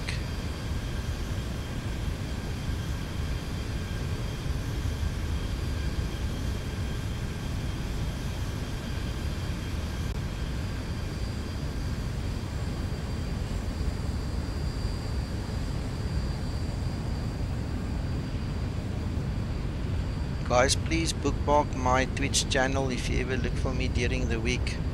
I tend not to broadcast on YouTube except for weekends, so if you're looking for me in a broadcast, the link has just popped up into the chat over here, so make a bookmark.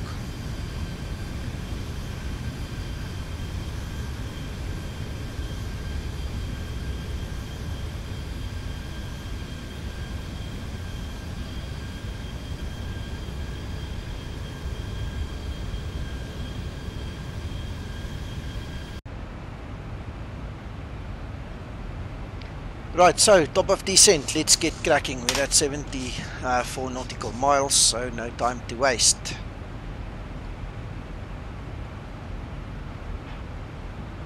The very first thing that we're going to look at is where do we descend to. So our final approach point is at 2,600 foot.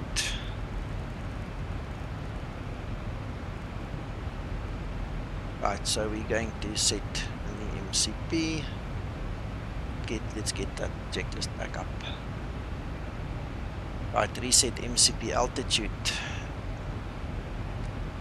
Then we're going to set our water brake to number 1 because it's a nice long runway. Not pressed for any short stoppages there. Right, V-speeds. We're going to get the V-speeds over here. We're going to use a flaps 30 manual by hand landing. We need to make sure triple 150 and 80 degrees or something close to that, 78 according to the charts, and triple 150, that's fine. The course is set, landing runway. The minimums that we have on the chart is 210 plus 40, so we're looking at 250.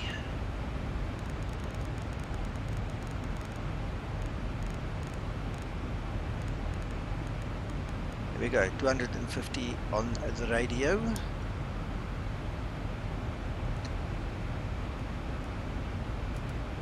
Kilo, Papa, Hotel, X-ray, airport information, Mike, 0851, Zulu, weather, wind, 080 at 8, visibility, 10, sky condition, temperature, 8, dew point, 1, altimeter, 2998, advise on initial contact, you have information, Mike.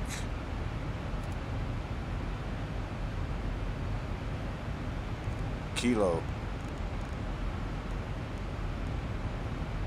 Right, 2998 translates to 1015. 1015. Execute. I'm not going to bother with the winds, it's irrelevant for what we're doing. Go back to the progress page and let's see what else needs to happen. Right, so just before top of descent we will report the ATC, which we're not going to do, and then we'll switch on the seatbelt signs and pick up the checklist from there.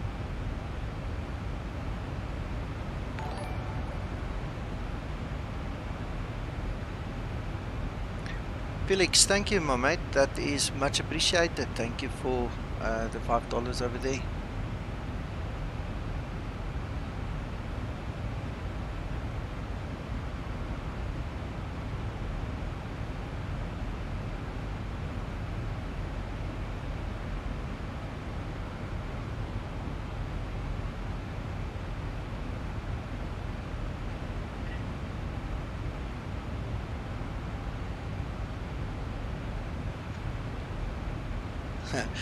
Felix, my son heard it and he asked, what's that? So I just quickly explained to him.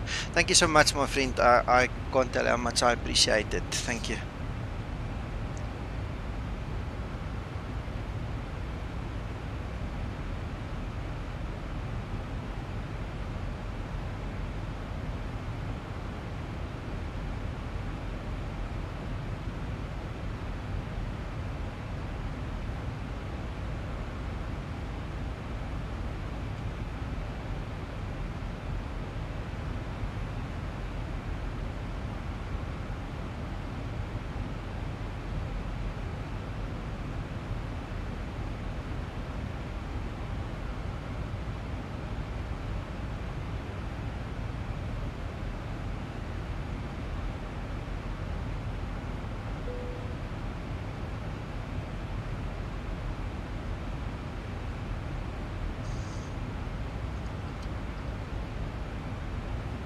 I'll do my best.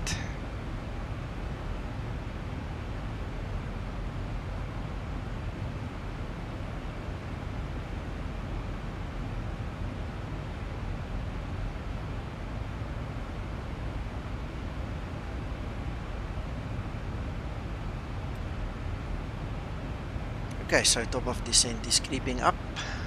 Good morning, Liam, how are you?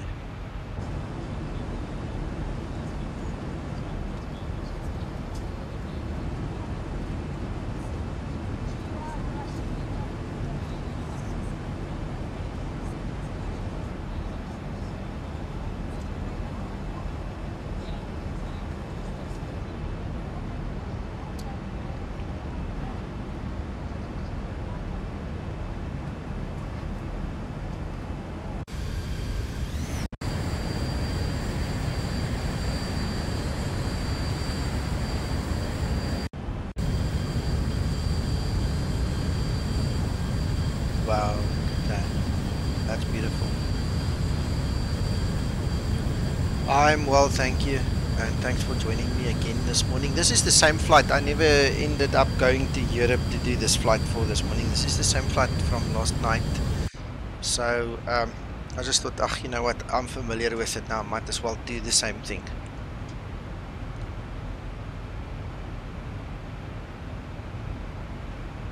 This is the latest Active Sky, guys. I've just updated my Active Sky a couple of minutes before the stream started, and I must say, every time they bring out an update, it just gets more and more impressive.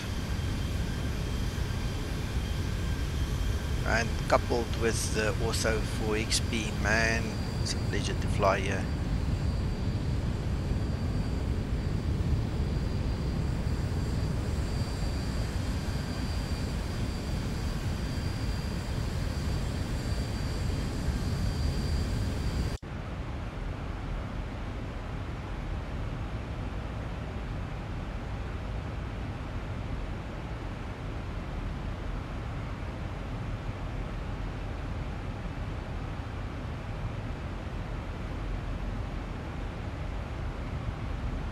I haven't seen a single cloud redraw. I haven't seen one. So maybe it will come up now and you see it before I see it, or we see it together. I don't know. I haven't seen one. The previous update that they did, it was very fast. It was like even, well, from the beginning it was fast, but it's like half the time every time. And it's not like some of the other weather engines where with the redraw comes a new set of clouds. This is just the same clouds in the same place, so it's not as noticeable as with some of the other add-ons, eh? Much better. Right, so to do our passenger seat belts. 15 minutes, Johan, 15 minutes, 1-5.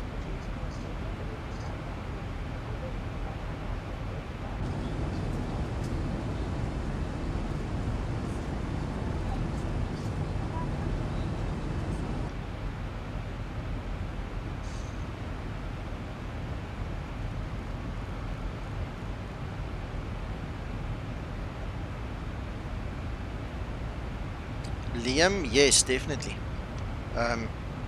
If there is one investment that you can make without being worried, it's Active Sky.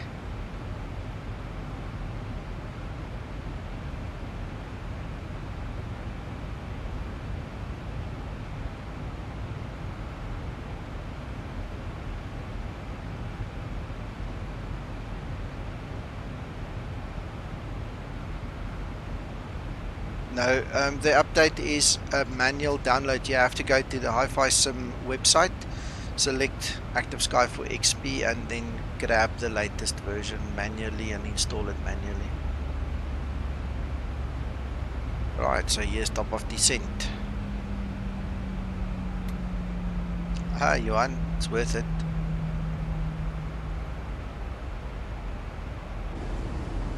Folks from the flight deck, we've started our descent. Should have you on the ground in about 15 minutes. Want to thank you so much for your company and business, and hope to see you again with us sometime very soon.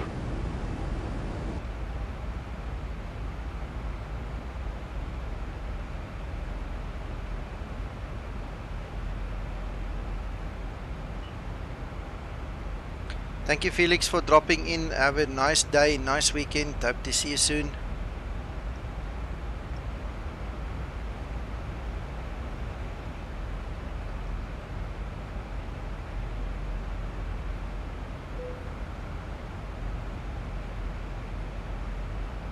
Even JD was saying yesterday while we were flying here, he said, wow, look at those clouds. Even he was impressed with some of the stuff that he saw.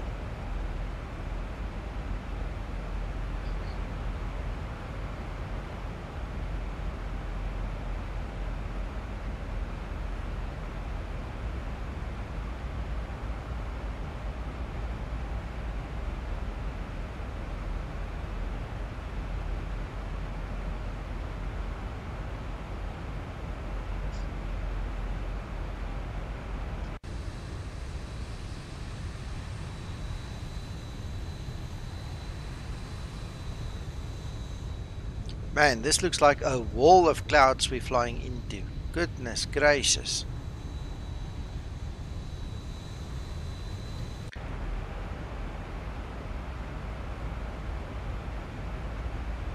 Kilo, Papa, Hotel, X-ray, airport information, Oscar, 0851, Zulu, weather, wind, 080 at 8, visibility, 10, sky condition, temperature, 8, dew point, 1, altimeter, 2998, advise on initial contact, you have information, Oscar.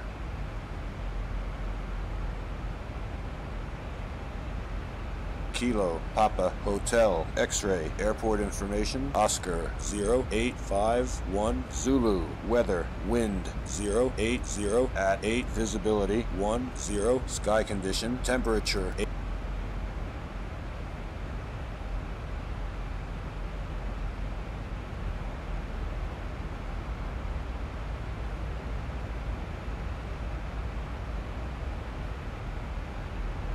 Welcome back, Sentinel. Yep, Johan, yes, no, definitely, that goes without saying.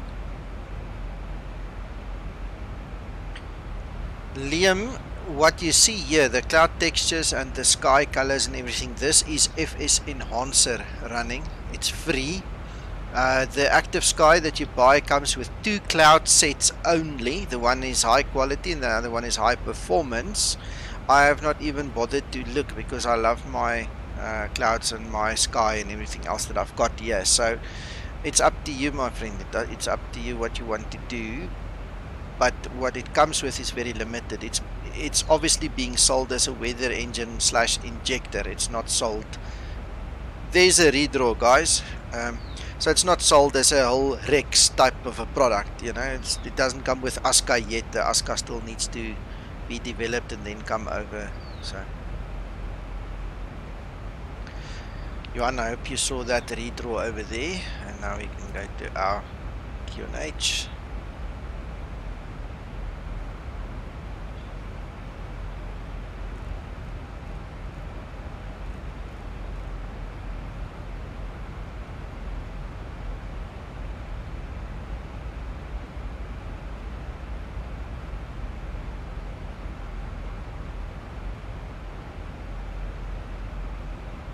Yeah, and it's not you know, redrawing to such a point where it really bothers me, eh?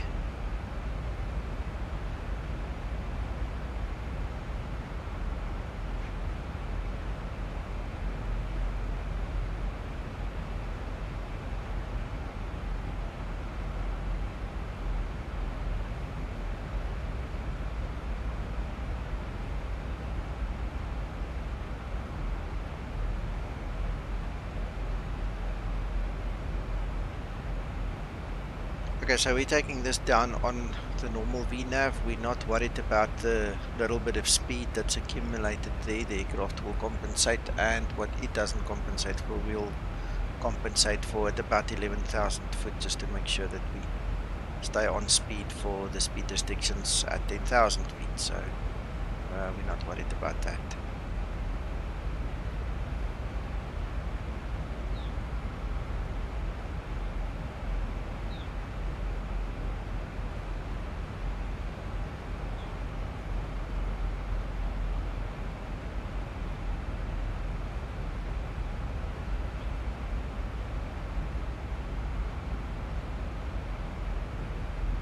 Right, there's the first deceleration.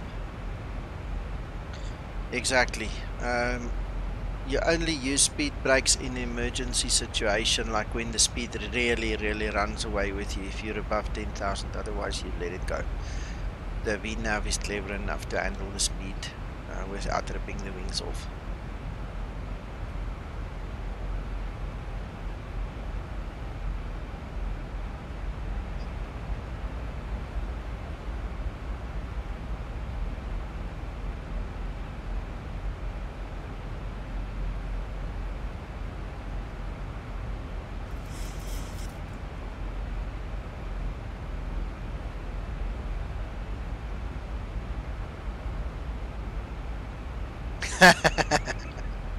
Yeah, it also means you can't flare, so you can't break the speed, so you're gonna hit the ground hard. It does, Johan. Yeah, it does.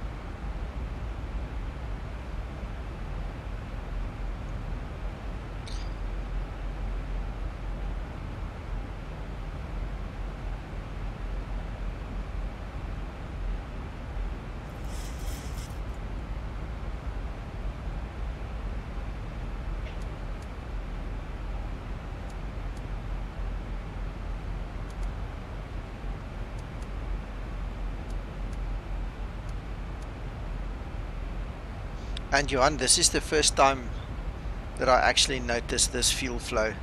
I've never seen it. It's not like I was sitting here waiting for it to happen anyway, so thanks for the heads up there, but this is the first time I personally see it.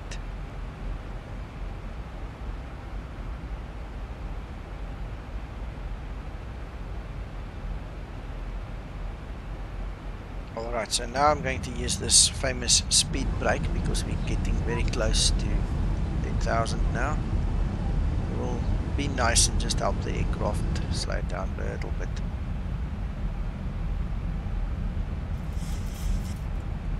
Make ATC happier as well.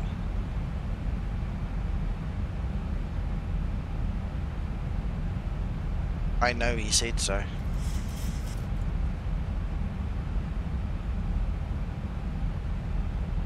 Right, so below 10,000 the lights go back on. We go to continuous on our ignition, and we've already gone through the Q&H phase, so we are on Q&H. Alright, now it's basically flaps for the next foreseeable future. Flaps and speed. Back in our clean configuration, and this area with orthos looks amazing.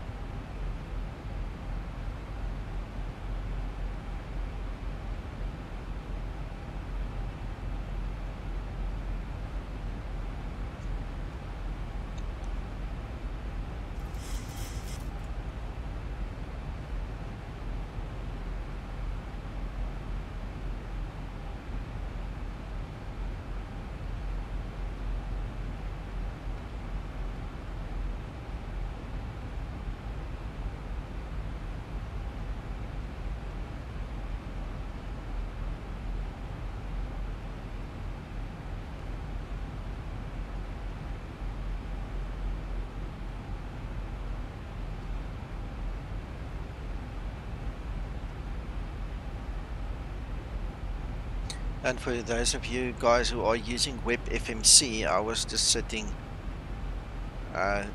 activating my Web FMC quickly on my tablet. I see there's a new version. If you haven't updated recently, have a look.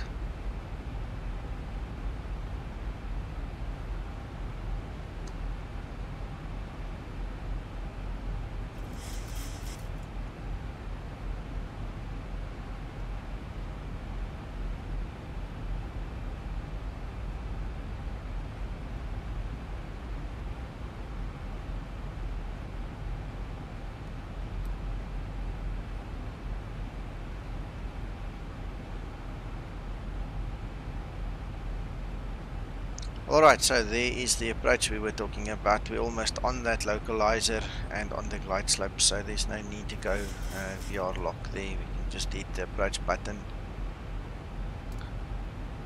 and then ride it down. Liam, I have done streams on VATSIM. We've actually done a group flight on VATSIM. When I do things like what I do now, I tend to stay off VATSIM because I don't want interference with the presentation. But we'll do a nice group flight at some point in time again, you know, get the guys involved, or we're going to do Join FS or Iveo, you know, one of the three networks. So just keep your eyes and ears open for that, and then you can join us if you want to.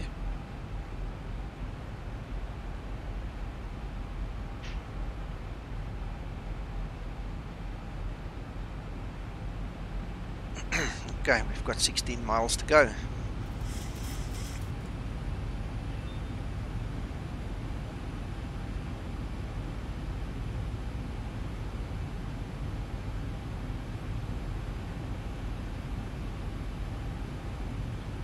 Guys, if you guys have not liked my Skymatics Facebook page yet, I suggest you guys go visit that one. Links all over the place, should be at the bottom of the video as well.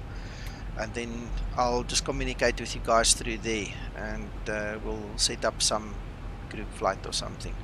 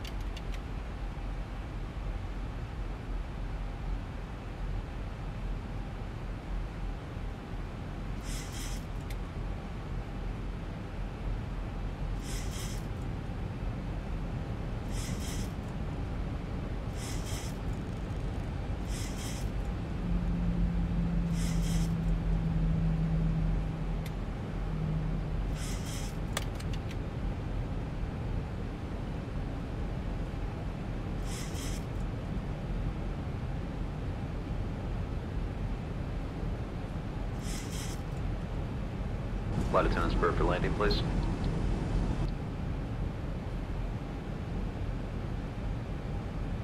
2500.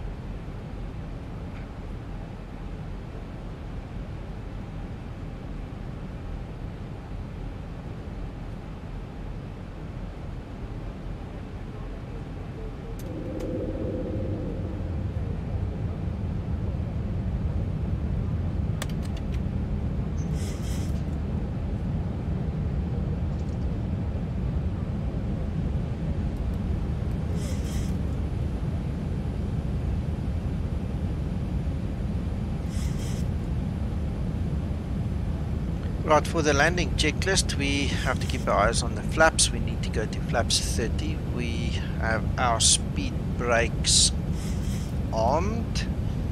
We have our auto brake at number 1, geared down to green, so we're good to go. So it's just the flaps remaining, and once we get to our white bar, we can change our go around altitude to 5,000 foot. Anti-ice is off, not required. Runway turn of flight's not required. We've done the landing speech, and we don't speak to ATC.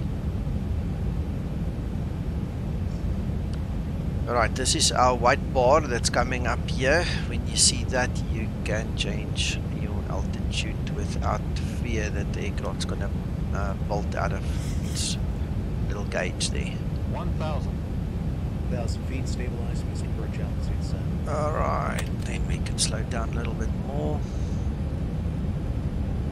151, that's VREF plus 5.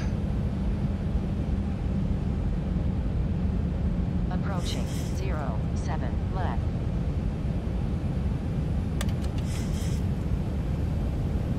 And that is flaps 30.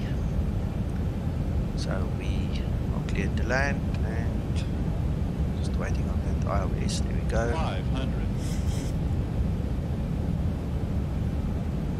Auto throttle can come off.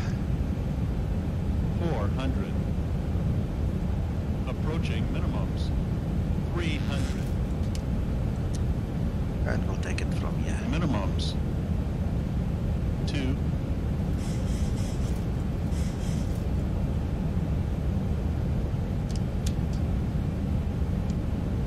100. 50.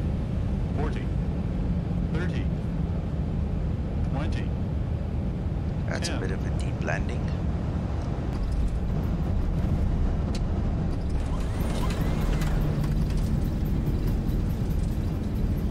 And reverse the screen.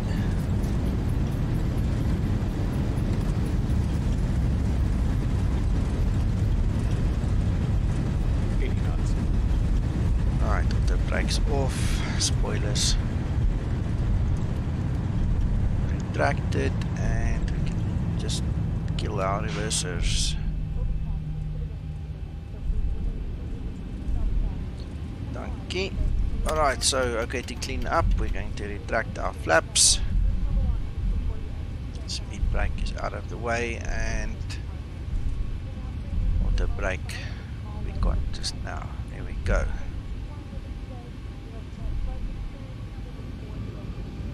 Thank you, John.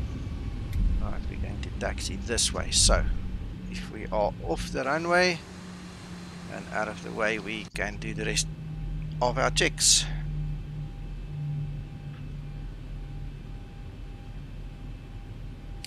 Weather and terrain radar can come off. Landing lights come off. And taxi lights come on. Ignition goes off. APU goes on. The position light goes to steady. Anti-ice was not on, but the probe beats can come off. Right, we're going to use the transponder in TIRA mode again and taxi to our stand.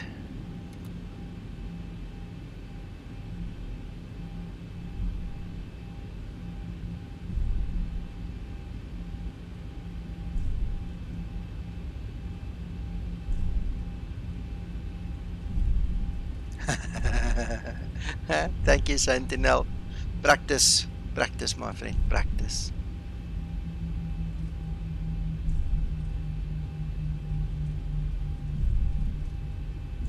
The radio altimeter was done before the descent started, Johan. You see the radio is set to 250. That was done. The thing that is missing here, John Reynolds mentioned this earlier, is that I did not set my standby altimeter. The standby altimeter needs to be added to this list. So over here we need to have 2998 as well. 2998. Alright, that is the one that's missing.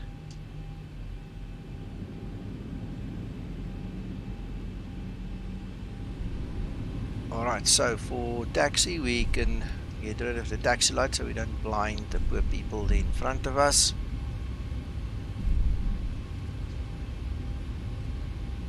Where's this line? Somewhere here.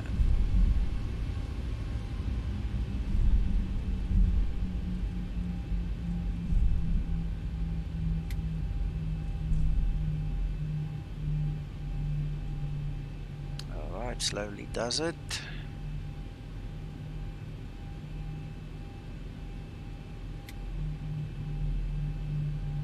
Almost there. There we go. Parking brakes set. There we go, parking is set. We are on idle. Right, so we can stop the stopwatch and we can go set our GPU. Actually, not yet. We can set the chocks.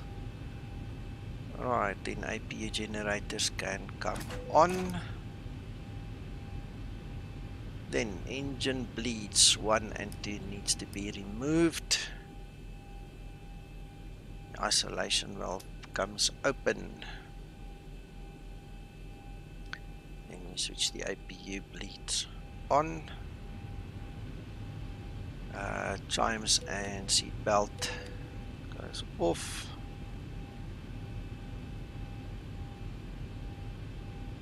I missed something.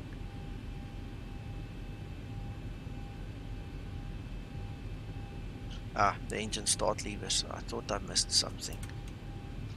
Obviously they need to go off. We can't switch the anti-collision light off before they go off. So yeah, that's it. I need to probably highlight that one for my own use. So when the engines are off, we can then put the anti-collision light off. The lights are off and we can terminate the flight leg.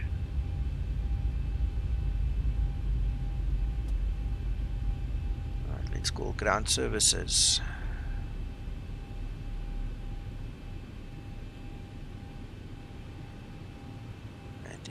kill that one extra stairway.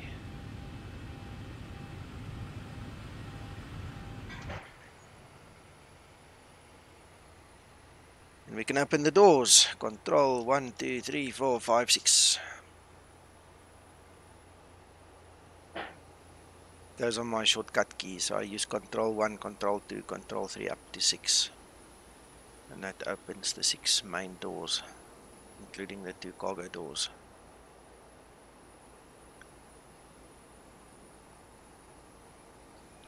Right, so that means we can look at the fuel pump switches. We can kill everyone except one.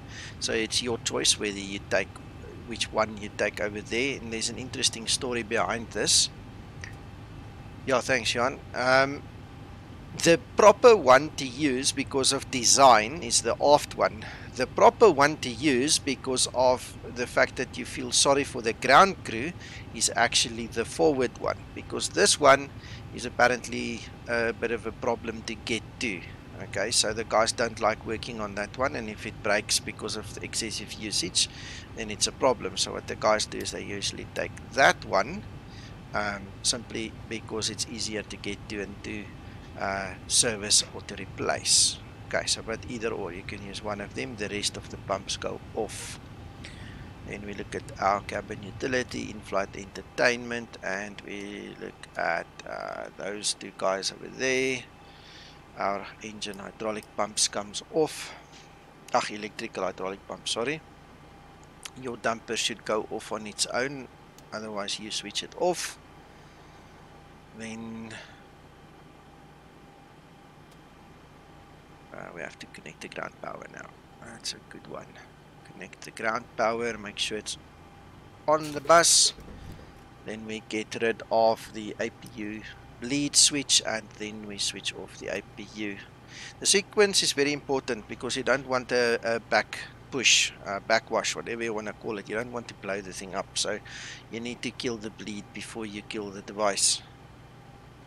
Right, then we can switch all the fuel pumps off because there's nothing using it. Then we can switch the window heaters off. Position light can now come off as well. Sorry, I missed that click. Alright, so that one's off. Emergency lights can switch off. Standby power switch goes off, and then the battery goes off. Oh, that's not the standby power. I'm kidding myself. Sorry. There we go. And then the battery. That's it. Aircraft is secured, and we can now go on a nice deserved holiday. And that is the new checklist, guys. I hope you enjoy it. And I must be honest, I think apart from that standby altimeter that I forgot, this is about flawless. I never had to guess, and I never had to go back and check. Everything just worked. So what do you guys think? Just looking for some opinions. That's a pleasure, John.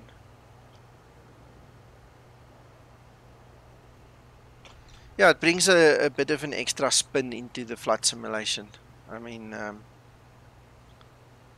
really makes you work for your money, I suppose, eh? Work for your enjoyment.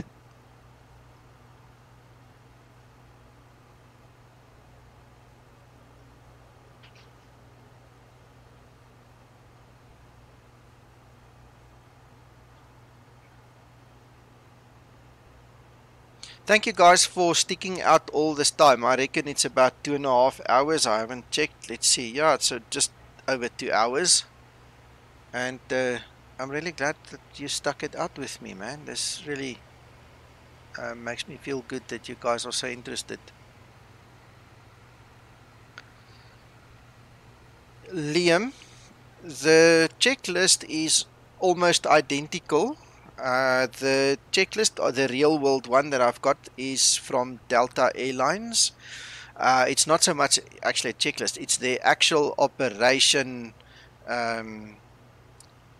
manual. So I took the checklist from the operation manual, and it is very close. There are a couple of things that I had to adjust. I had to adjust the fact that you are now a single crew member doing the job instead of 2 crew members, and I had to take out some repetition while keeping some repetition, but it is like, I would say, 95% true to the real one, eh? If not closer, maybe 98% in actual fact. You know, if you take all the above mentioned things into account, it's very close.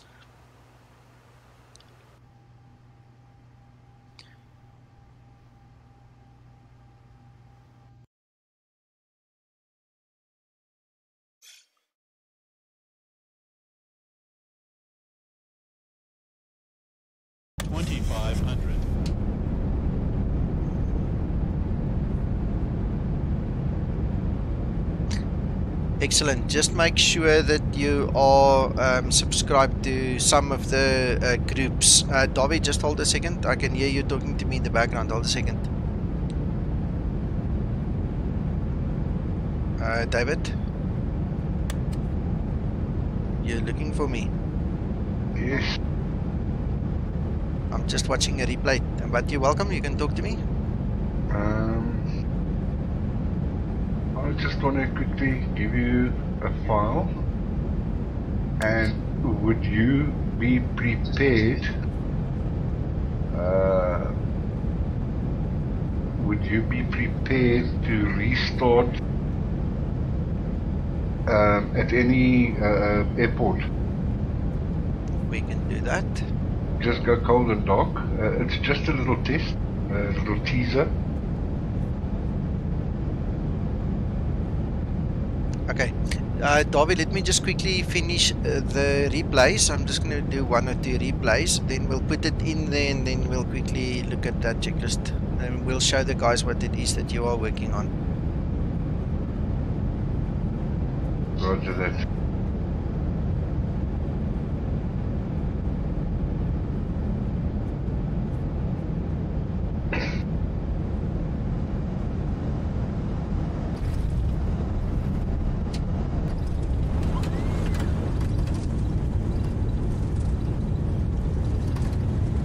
I've only taken the first couple of pages because I'm still working on the code of the rest, and I've just saved it as a text file. No worries. Just make sure that the name is clist.txt when you give it to me, or otherwise I'm going to have to rename it quickly. Then I'll pop it in here quick. It's in your Google Drive.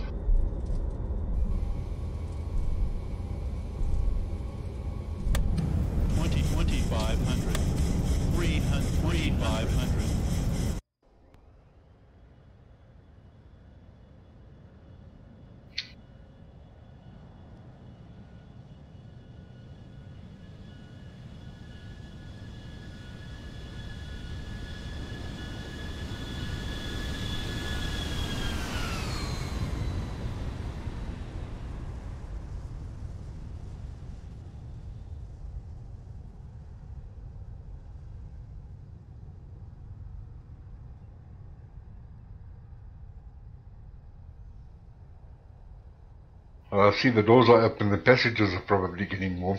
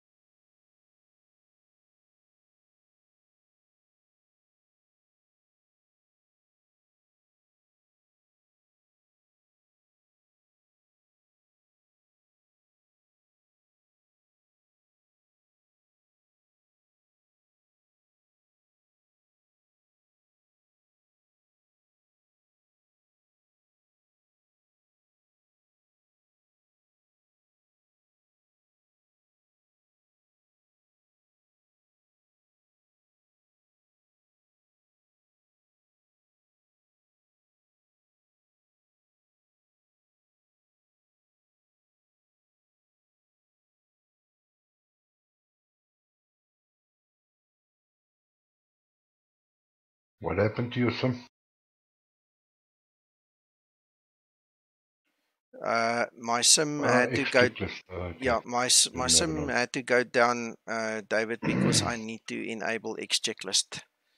All right, so I'm not sure what you guys heard or did not hear because I didn't have my microphone on. I hate this caps lock nonsense that Streamlabs OBS is forcing us to use. It's silly. So I can't type if I use caps lock and it looks stupid. So anyway, okay, back to reality. This is X checklist. We've just enabled it in X organizer, so now we can go back into our simulator. Johan, I'm pretty sure you didn't hear my response, so I'm just repeating that. I didn't pay attention to the replay smoke. There are a lot of replay issues, so I'm not even worried to check what the issue is. If it works, it works. If it doesn't, it's not changing anything in my life.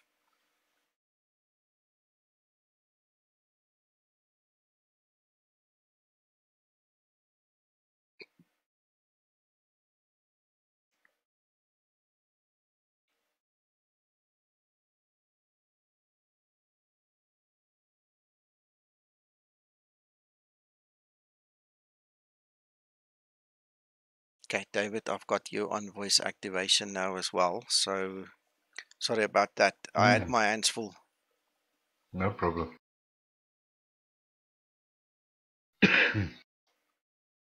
Okay, so to recap, the point of this exercise is to show you guys what David's working on in terms of the X checklister. A lot of new users find a lot of benefit using the X checklister instead of a paper checklist. So we just want to show you a preview of what's happening.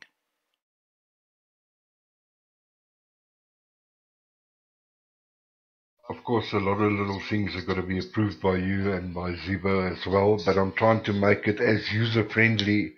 Although it's advanced, I'm trying to make it user-friendly so that a guy that wants to fly for the first time can also use it. Excellent.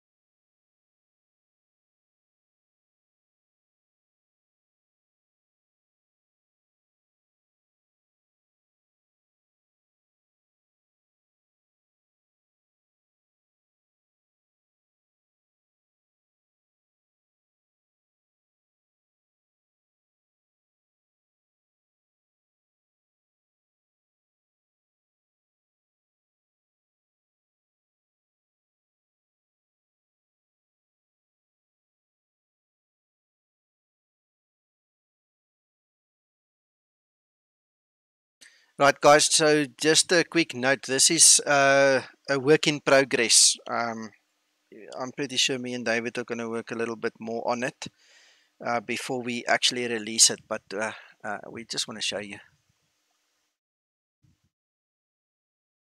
Yeah, sorry about the load time as well. I've obviously got a couple of terabytes worth of information that needs to be loaded at this point in time, so it takes a wee while.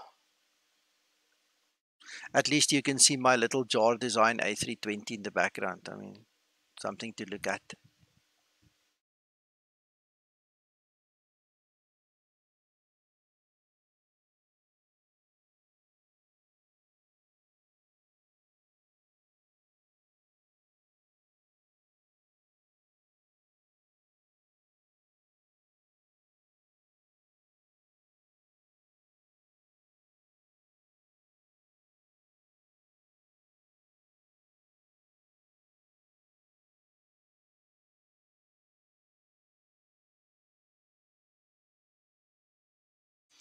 Yep, yeah, Liam. Thanks to John Reynolds here, I have a 6 terabyte hard drive that I'm slowly filling with orthos. John graciously gifted that to me over December. So apart from that, look, in total I've got about nah, I'm falling over my own tongue. I've got 15 terabytes worth of space now. So, and the majority of it is used by Explain and Explain add-ons. I'm not sure if this command will work here, but let's just give it a go. Exclamation PC. There we go. That's my specs.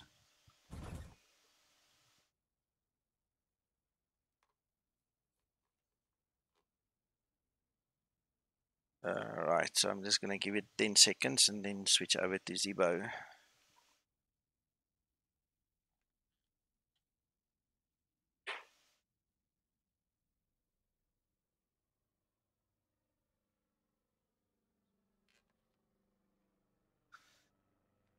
Yep.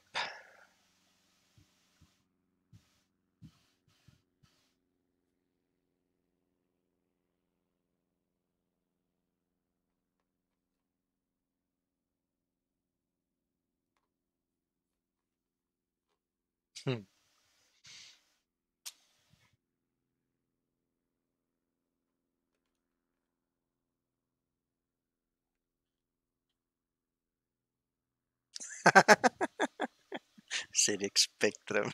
I miss those days.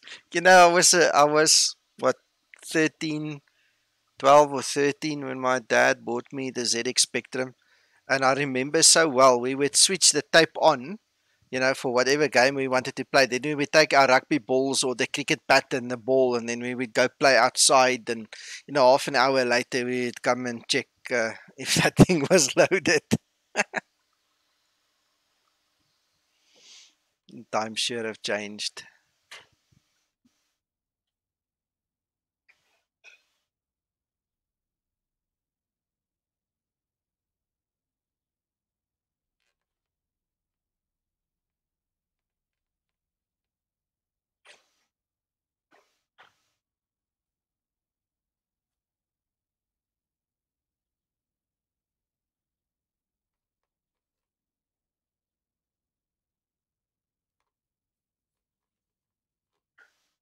Yep.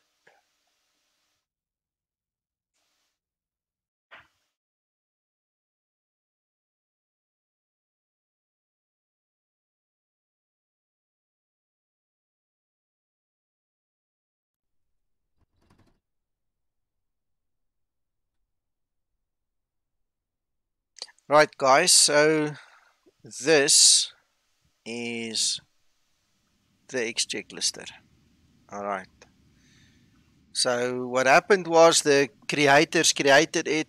Then Dr. Gluck, the guy who writes the terrain radar plugin, added his little bit. Then I added my little bit. Then Mytho Leo added his little bit, and now David is adding his little bit. And this is how it works. Nico, you Yes. can also make that transparent, eh? I know. Yeah, you can make it transparent. There's a couple of things that you can do with it. So just to show you guys, open checklist. Where was that setting again? Because I recall seeing that open setup. There we go. Translucent window. There we go. That's how I usually run it, is in that format, but we'll keep it simple. All right. So there's the story about the flashlight. We can save it and then we go to next. Flight planning and preparation checklist. Recommended items. Plan flight with sim brief or PFPX. And if you've done your flight plan, you Completed. select it. Company route downloaded. Completed. Route and airport charts available. Completed. Optional items. Pre-file route if flying online. Completed.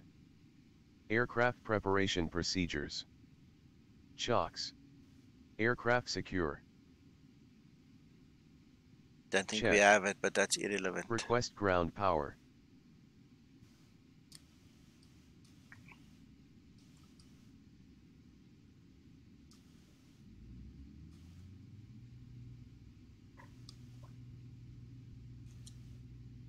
On runway 07 left, flaps, flaps. Completed. Items with a positive sign to the left of the checkbox will automatically insert a check once the action is completed or conditions are met. Battery, set on and close guard. On. Guard closed. Ground power, set on. On. Electric hydraulic pump, set both electric hydraulic pumps on.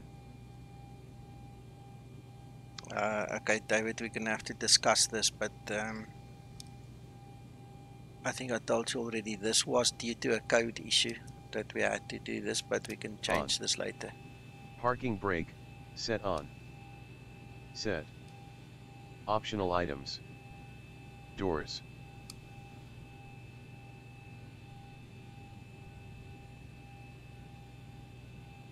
On runway 07 left, on runway 07 left.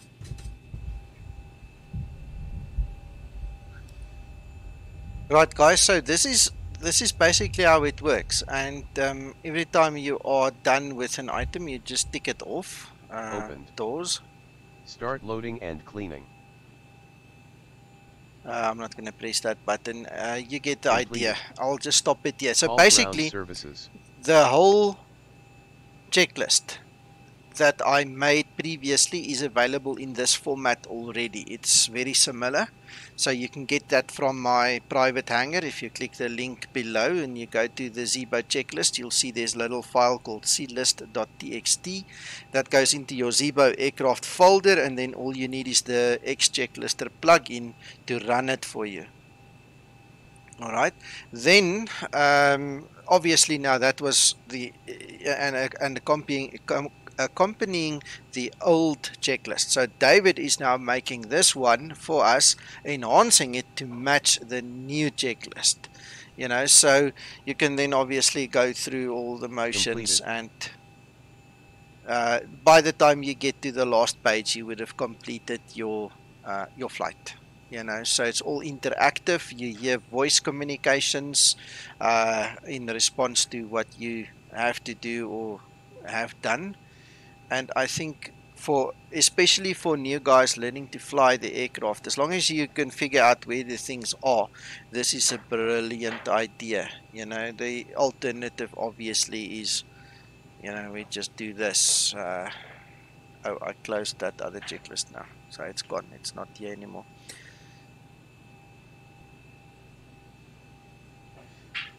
So, okay, the bottom line is we are trying 07 left, on runway 07 left. We're trying to make it easier for everybody to get involved and to fly at a reasonable level of proficiency. And I hope you guys like it. I hope you guys are going to use it and enjoy it. You're welcome to use the existing X checklister file, like I said, from the vault already. And then when we release this one from David, just remember it's going to be the advanced one. So we'll make some other distinction between them when we release them. And that is about it from us, guys. Don't know if you want to ask me something else or comment or do something, but now's the time.